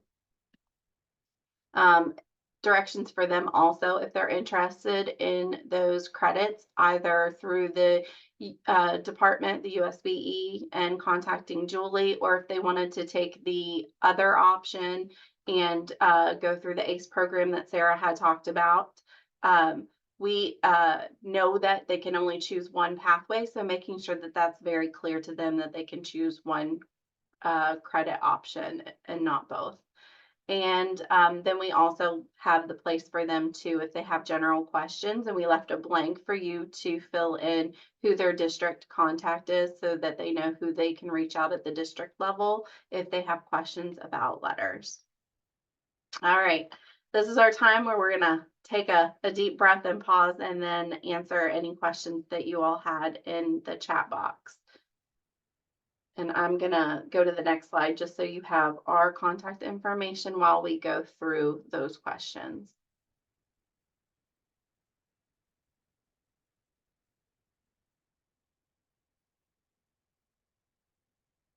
Pop this over here. Julie, I know you mentioned the date in the chat box, but do you want to just say it out loud for everyone to respond to the last question there? Yes, so there is a requirement that all teachers have letters training. Those teachers that are held to that are the teachers in grades K through 3, SPED teachers, multilingual educators, administrators. It would be the letters for admin, and assistant principals would also be letters for admin. Oh, also coaches for letters also too. And those would be the people who were in their positions as of November 1st of 2022. So we put that date as the cutoff date because we only had one-time funds. Once we got that first request of funding, we did not have additional funds to continue additional cohorts. So those are the only people that are required to it. So November 1st, 2022. Those are the only ones required. Okay.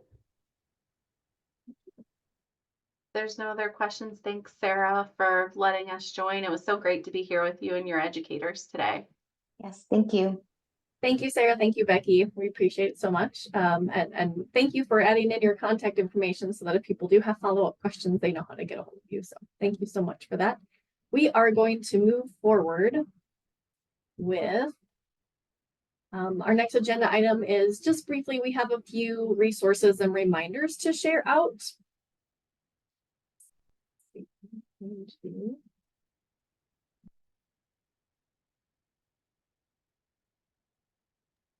Sarah, were you going to do this one about your best Yes. practices? Okay. Yeah.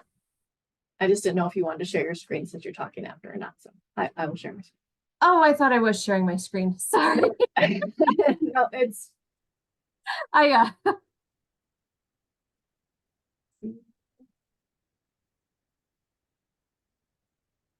all right. So we do have a best practice guide. I know a lot of you requested when we were doing the English language arts standards tour, you said, hey, we love these slides that are the do this, not that. Can you put them into sort of a guide that we can use with our educators? So happy to do that. I'm sure Julie or Krista can put the link in the chat box for that, but it is linked in the slide in the title there, the best practice guide title. But it's really just looking at those specific slides where it was do this, not that, and sort of lining up. We do have them also separated into the speaking and listening strand, the reading strand, and the writing strand. So they're broken up just as they were in the presentation so that you have those available to you. And then I'm going to pass it off to Julie. Okay. So just as a quick reminder, when you agree to receiving professional learning grant funds, one of the assurances down at the bottom is that you understand the requirement to complete a USBE pre and post survey of performance measures by the end of the year. And so with that, we always send out a pre-survey in September.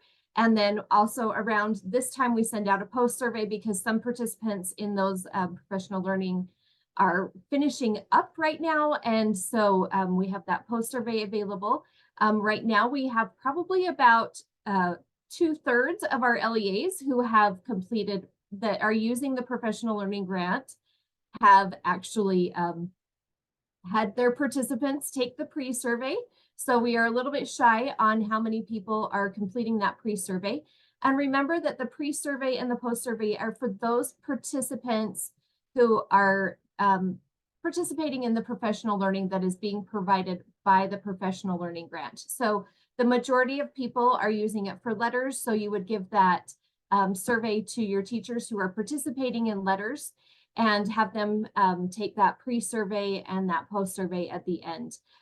So some of you are using the funds for coaching supports. So if you're using it for coaching supports, please remember to have your teachers take it and think about how your coach has provided professional learning to them and how it has helped them to learn and grow in either literacy or math. So those are a quick reminder, and those links for the Qualtrics surveys are right there that you can give to your participants. Okay, if you could go to the next slide. Okay, and just to kind of follow up with some of the letters requirements, remember that if your participants are taking letters, there are many components and parts of those of letters that need to be completed. They have the reading, they need to complete the online coursework, they need to attend all 8 live sessions, whether those sessions are being held in person or virtually. And then they also need to complete the bridge to practice. For the letters for administrators, they need to complete the reading, the online coursework, and attend the 2 live sessions that were held. Just so you know that all of our live sessions for our letters for administrators have now been completed.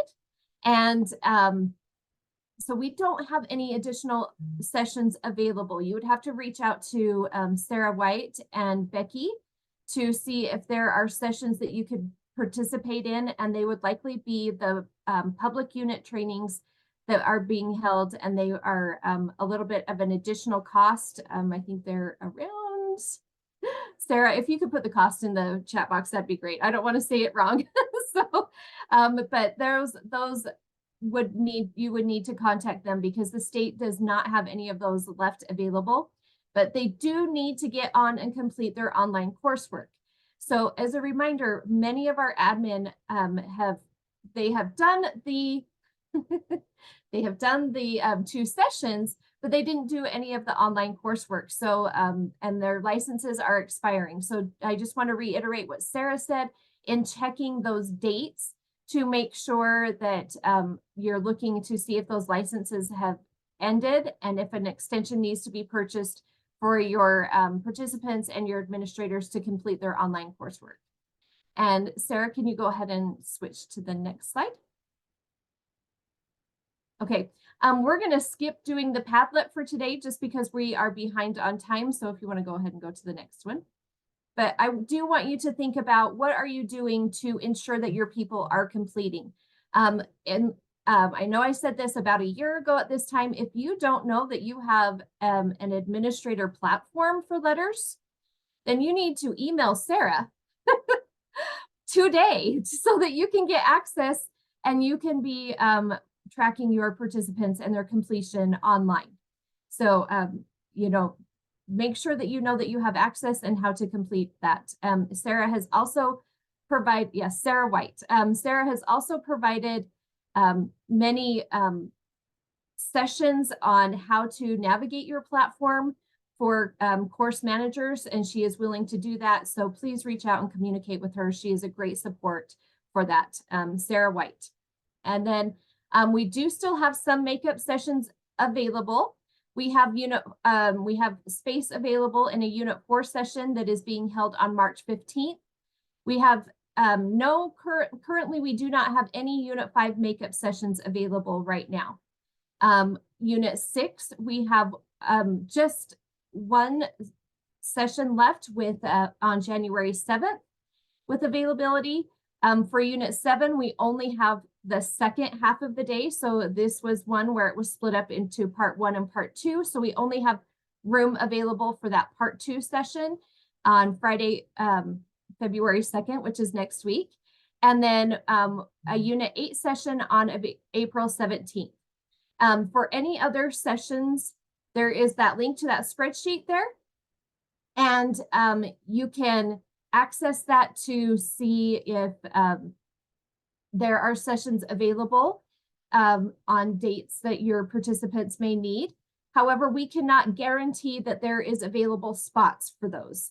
So you would need to follow tab 1, the instructions on tab 1, where you are looking at, you are contacting, you will contact the host site to see if they have availability in their sessions. Any of the sessions that are listed on this screen, on this slide, you would contact me to get into those courses. I can register them for Midas and see if there is availability. Oh, you're right, the January 7th one. I might have to, I believe that should be February 7th. Sorry, I will change that on that date. And sorry about that. Let me just scroll up. Okay, Sarah got the public units training session cost. She's happy to help.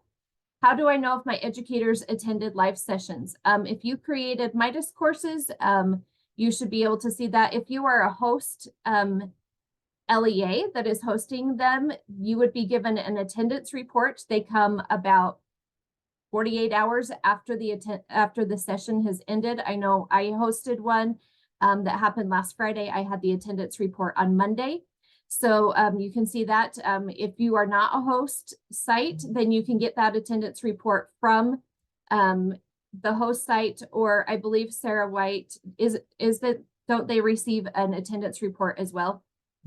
The host site will receive an attendance report and then they can send it out. However, if you have a participant that you're not sure about, like if Julie was my participant and I had not been keeping track of her attendance, you can email me the name and the sessions that she attended, or if you can at least give me, like, if they attended with Beehive or something, you can give me that information and we can get it to our operations team and they can most likely get us an attendance report just for the specific person. So you just have to email me and we can work on getting that done. Great, thank you, Sarah. Okay, and just a couple of other questions. Will you review one more time the hire date of those teachers required to complete letters? Yes, it is anybody hired on or before November 2nd of November 1st of 2022. And then if teachers are hired after that date, can an alternate PD count toward the professional learning outlined in SB 127? Anybody hired after that date is not held to the requirement of completing letters. So if they have something else, then that's up to your LEA if you would like to accept that, or if you want them to participate in letters and you are running additional cohorts with your own funds and setting those up, then that would be up to you. For consistency, I would suggest having them do letters just so that everybody has the same knowledge. It helps to create that unified language of the science of reading. So as a participant, I've always received a confirmation email of my attendance after when you fill out the survey at the end. Yes, and you can also request to have your educators submit those certificates to you to check. Is the pre and post survey for the professional development required? Yes, it is. If you are using the professional learning grant funds, then that is an assurance that you check and that you agree to. So you are required to complete those. When will the universities be compliant with letters? That's a Lori. I was gonna say, I think That's a Lori's Lori still question. on. Lori, do you want to come off mute and share if you're still available? Yeah, I'm happy to. Thank you, Lori. For sure. So I put in the chat by September 1st, that is when our cut score will go in effect. So that means that anyone being licensed or being referred for licensure after that date will have to meet the cut score. We're setting the cut score tomorrow. So there's no requirement that we're compliant with letters, but there is a requirement that we are teaching the science of reading. And so right now we have been collecting data on the universities for 2 years, and we're sharing that data with them on how well their teacher candidates are doing on that test. So we have released that data in the EPP data form. And so candidates can see which schools are passing the most candidates on that test. So just so you're aware, you can look at that data as well. But they are working hard. It just takes time to create the content and get that delivered. And then, yeah, so they're working hard and they're doing a lot. We've made a lot of growth over the past 2 years. The pass rate, if it was set at 240, which is the national standard, we've increased by 8%. So in 2 years, that's great. So they're working hard, and yeah, they're doing their best to be compliant with SB 127, which is that they are teaching the science of reading standards. So the Apple, yeah, there's just another question on the Apple program. There is 19 pages of competencies and the test does not count as competent, or does it? So with the Apple program, we are supporting them. We are helping the universities that they're using for their methods course to rewrite their courses. The parts that aren't covered on the test, there are going to be some micro credentials that will cover those parts. So we're helping Apple as well. So we're working with both the universities and the Apple program. Thank you, Lori. Yeah. Thank you, Lori. All right, handing it back to Julie. Okay. We just wanted to highlight and spotlight some of our amazing teachers that we have given out the Science of Reading Awards to around the state. So we have 4 from Canyon School District. We have Brittany Clausen, Michelle Cameron, Amy Ebert and Rachel Teasley, and then one from Provo School District, Kathy Messenbrink. We were able to visit their classrooms and see their amazing implementation of the science of reading. And so we want to give them a big congratulations and thanks for all they do in their classrooms. And then another piece of new information, we have a new website, and they updated our website, and you'll notice there that it continues to have some kinks in the process of moving everything over. It seems like every day we have something else that's like, oh, that's not working. Oh, that's not working. So please be patient with the process as we are moving things over. But if you had things bookmarked on our webpage, then you may need to go back and rebookmark those and change those bookmarks because the URLs have changed. So please keep that in mind. If you go to click on something and it is, you get the 404, it is not there anymore, then you will need to go to our new website. The main page is still schools.utah.gov, but you will need to navigate to find those new links and new URLs. We have our next LD meeting. Reminder is Tuesday, March 19th. It will be in person at USBE in Basement West, and we will obviously have a virtual option available as well. So please, we would love to see you all in person, and but know that we will still have that virtual option available. And we do have the dates for lit training. They will be on Tuesday, June 4th or Thursday, June 13th. You will only need to attend one day. You do not need to attend both. And we will be sending out an email with sign-up sheets around the same time we do our March LD meeting. So please watch for that in March. But if you want to get those dates on your calendars to start thinking about what dates will work for you, they will be June 4th and June 13th. And then I think we have another break. So Sarah, do you want to do, we can do a 10-minute break. So we will be back here. Let's put it right at 11:10. So. Yes, and before we hop off, it looks like, Julie, if you want to answer TIMP E14 Masters question in the chat box really quick. And then Courtney, your question about if March will be in person or virtual.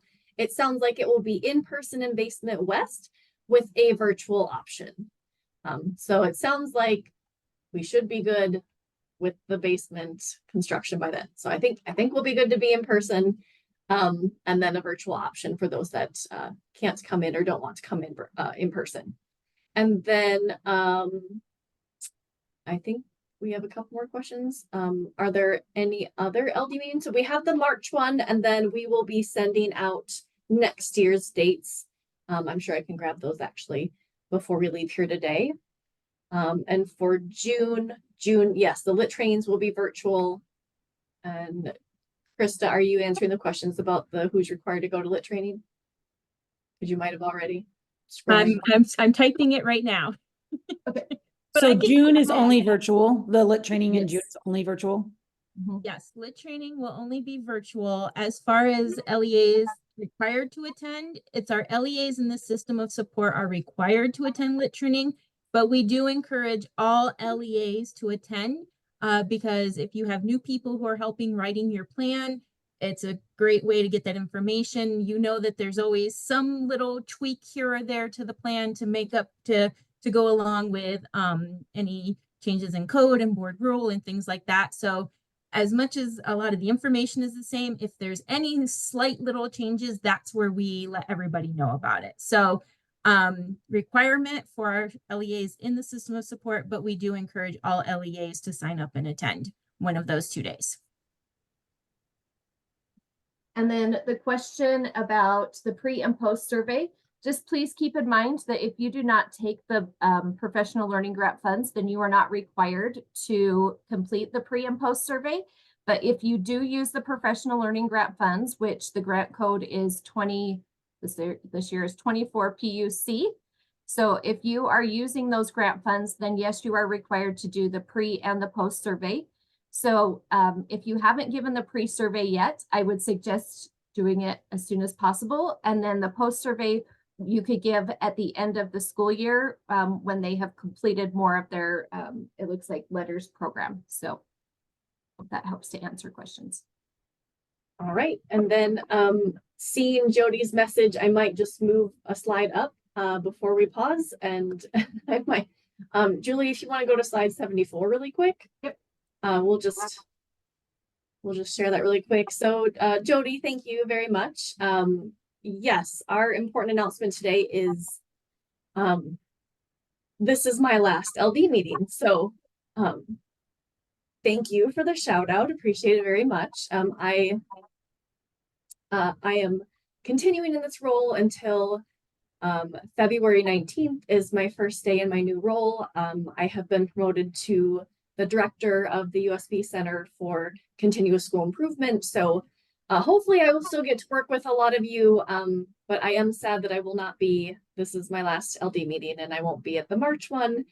But hopefully we'll still get to work with a lot of you in a different capacity. So thank you, Jody. Yes, it is bittersweet because I'm really sad. I love our literacy director community.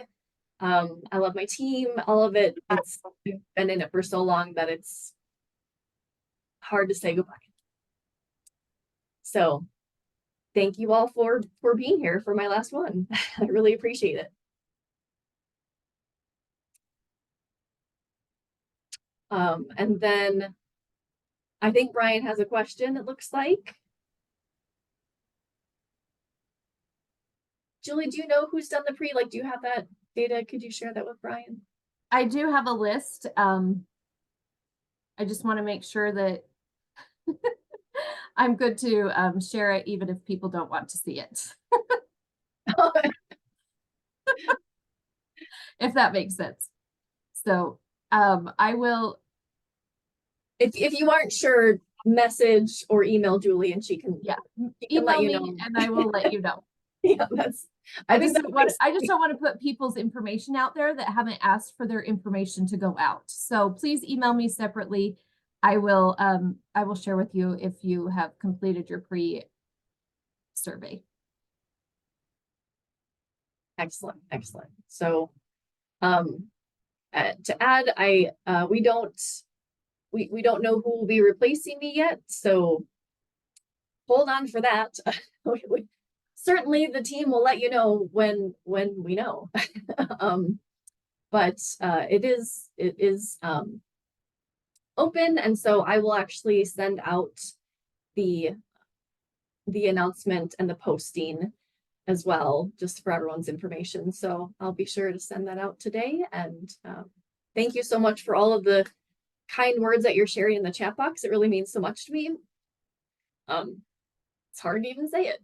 So thank you all so much. And I think on that note, we should take a break so I can gather myself and be a little more professional. So why don't we come back at 11:15 and we will see you all then.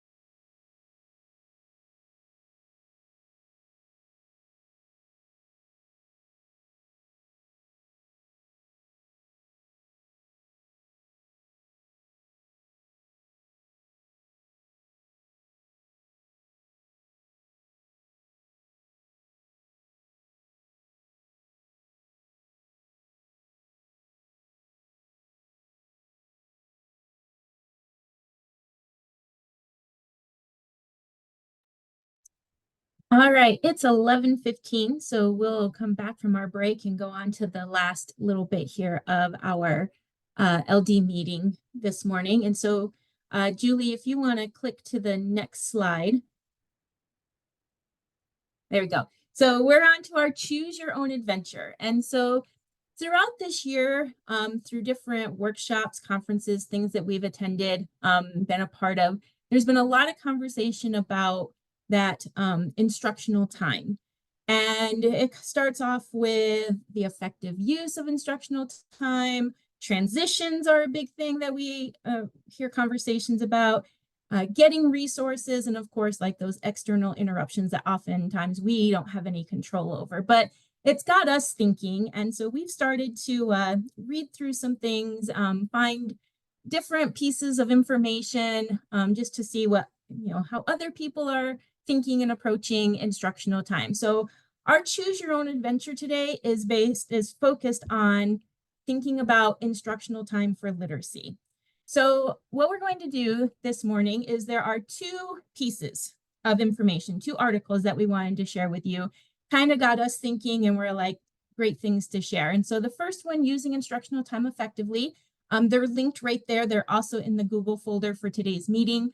The first one is from Patton out of Pennsylvania, and it just is about instructional time being used effectively across the board. It's a shorter piece of information, but it has some great things in there. And then the second one, what's the role of amount of reading instruction? This is a Tim Shanahan blog. And so his takes a little bit more of a focus on literacy. So we're gonna set a timer here in just a minute for about 10 minutes. Like I said, the first one is shorter. Will probably not take you the whole 10 minutes, but if you choose the first one and you finish it and want to start reading the second one, that would probably be a good thing to do. There's a lot of great information in the Tim Shanahan one as well. But 10 minutes to give everybody time to make sure you've had a chance to read through things. And then after that 10 minutes, we'll go into breakout rooms for about 8 minutes, give you a chance to, because you'll be mixed. So some of you who read the first article and some read the second article together in a breakout room, give you a chance to talk about what your article was, and then have an opportunity to discuss how the information from the first one correlates to the second one, specific to literacy instruction, and then we'll debrief, bring everybody out of breakout rooms and debrief. So we're first just going to begin with 10 minutes of reading. So you can click on those two links on the slide. If you're in the Google slide presentation, we'll get the links in the chat box as well here in just a second if you're not able to get on the slide. And then we'll set the timer for 10 minutes and just give you that time to read. So we'll just be quiet for about 10 minutes and read one of the two pieces.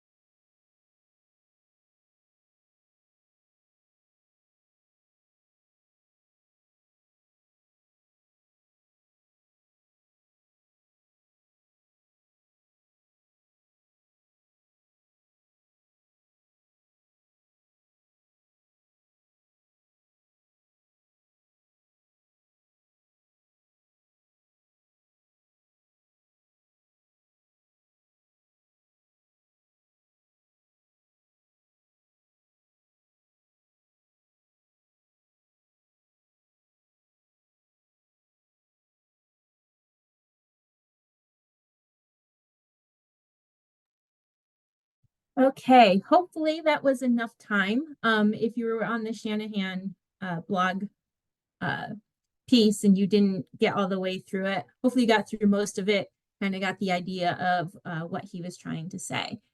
So now we're going to get ready to go into breakout rooms. And so when you get the little message to join a breakout room, go ahead and click join.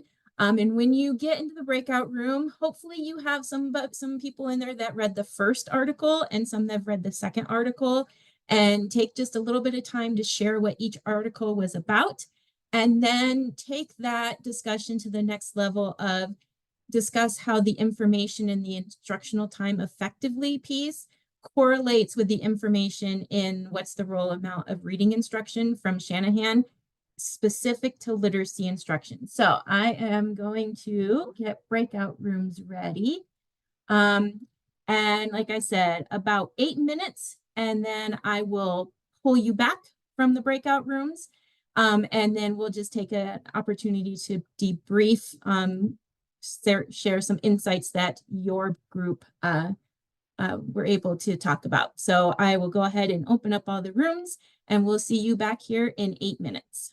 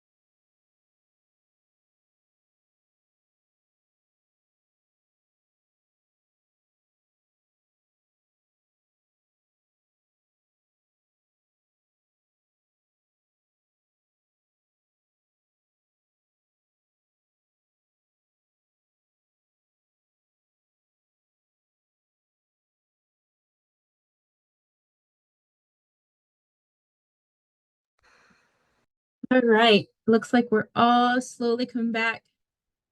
Just give a couple of seconds here. I can see some conversation still going on in some rooms, so I'll just give everybody a couple of seconds to come on back.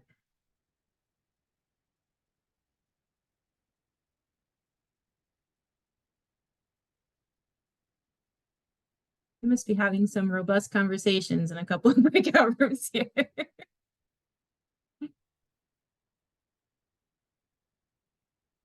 All right, I think we are all back now.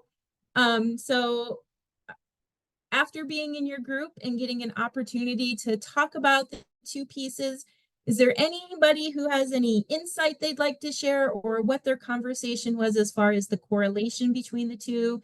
Anything to share with the whole group? You can take yourself off mute, put it in the chat box, either way, just seeing if there's any ideas out there.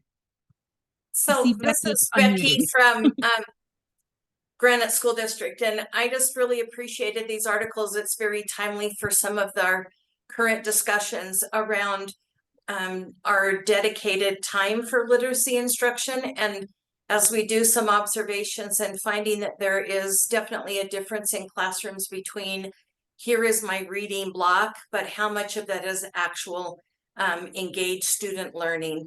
And so I think these were some great resources for us to share as we try to support and emphasize that it has to be meaningful learning, not just that I have the block of time. Thank you for sharing that, Becky. Yes, definitely. Agree with you So- 100%. Go ahead, So Courtney. something I have recently been doing is I've just been going in and observing. So we're a DLI school, so our teachers have their kids for 3 hours and then they have a different group of kids.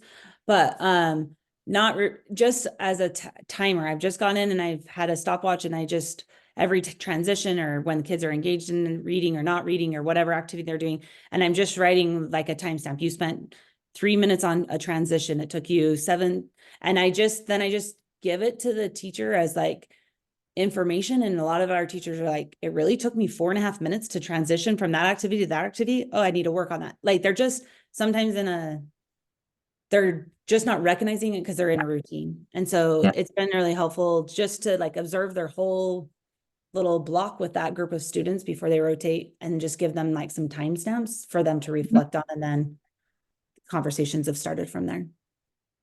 That's awesome to hear. Like it certainly, yeah, we get in a groove when we get in those classrooms. And so sometimes those even subtle reminders, you don't realize sometimes how long it's taking you to get materials out or things like that. So I like that you're going in there and just kind of saying, hey, just a timestamp is enough for many, sounds like, to just get them thinking about that. So awesome. Anybody else?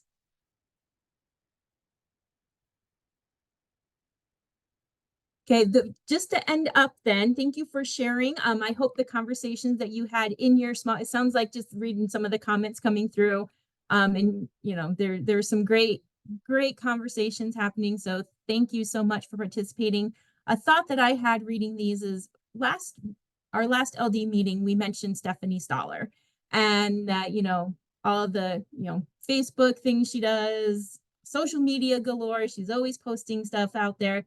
She recently did a video kind of talking about this same thing on Facebook. So it was like, I guess the term in Facebook is a Facebook reel. I guess that's what the term is. But talking about how making sure that we as leaders are ensuring that our teachers, our educators in our schools and our districts are having access to materials and resources, and how taking the time to create something and find something and all of that take some of that instructional time away. So it kind of hit me thinking about, how can we make sure that our teachers, our educators, everybody who is working with our kids, they have the resources, they have the materials easily accessible. So that time to make things and find things and all of that is not on that list of things for them to do. So that instruction is that number one priority for our educators. So that as I was putting this together and rereading through these articles, I thought about her recent little video that she made as far as thinking about what as leaders we can do to make sure that we are keeping things easily accessible for those teachers to keep that instructional time a priority and sacred, so that they're not taking the extra time to do the things that we could have accessible to them right away. So thank you once again for participating. We enjoy doing these. We love when we have the time to put them in there, and hopefully you are able to take a lot back to your schools, your LEA, share them as much as possible, and get those conversations going as well. So thank you so much. I'll pass it to, I believe we're going to Sarah. We're going to all of us because it's Q&A time. So we will, for those, if this is your first meeting, Q&A time is something that we try to do at the end of every literacy director meeting, so that if you have questions that maybe have nothing to do with even what was shared today, but you would like your questions answered, we just stay on for another 15 minutes and are just here. And if you don't have any questions, then you're welcome to hop off and have a great rest of your day. Thanks. And for a question, you can either unmute or put it in the chat, whichever is easier for you.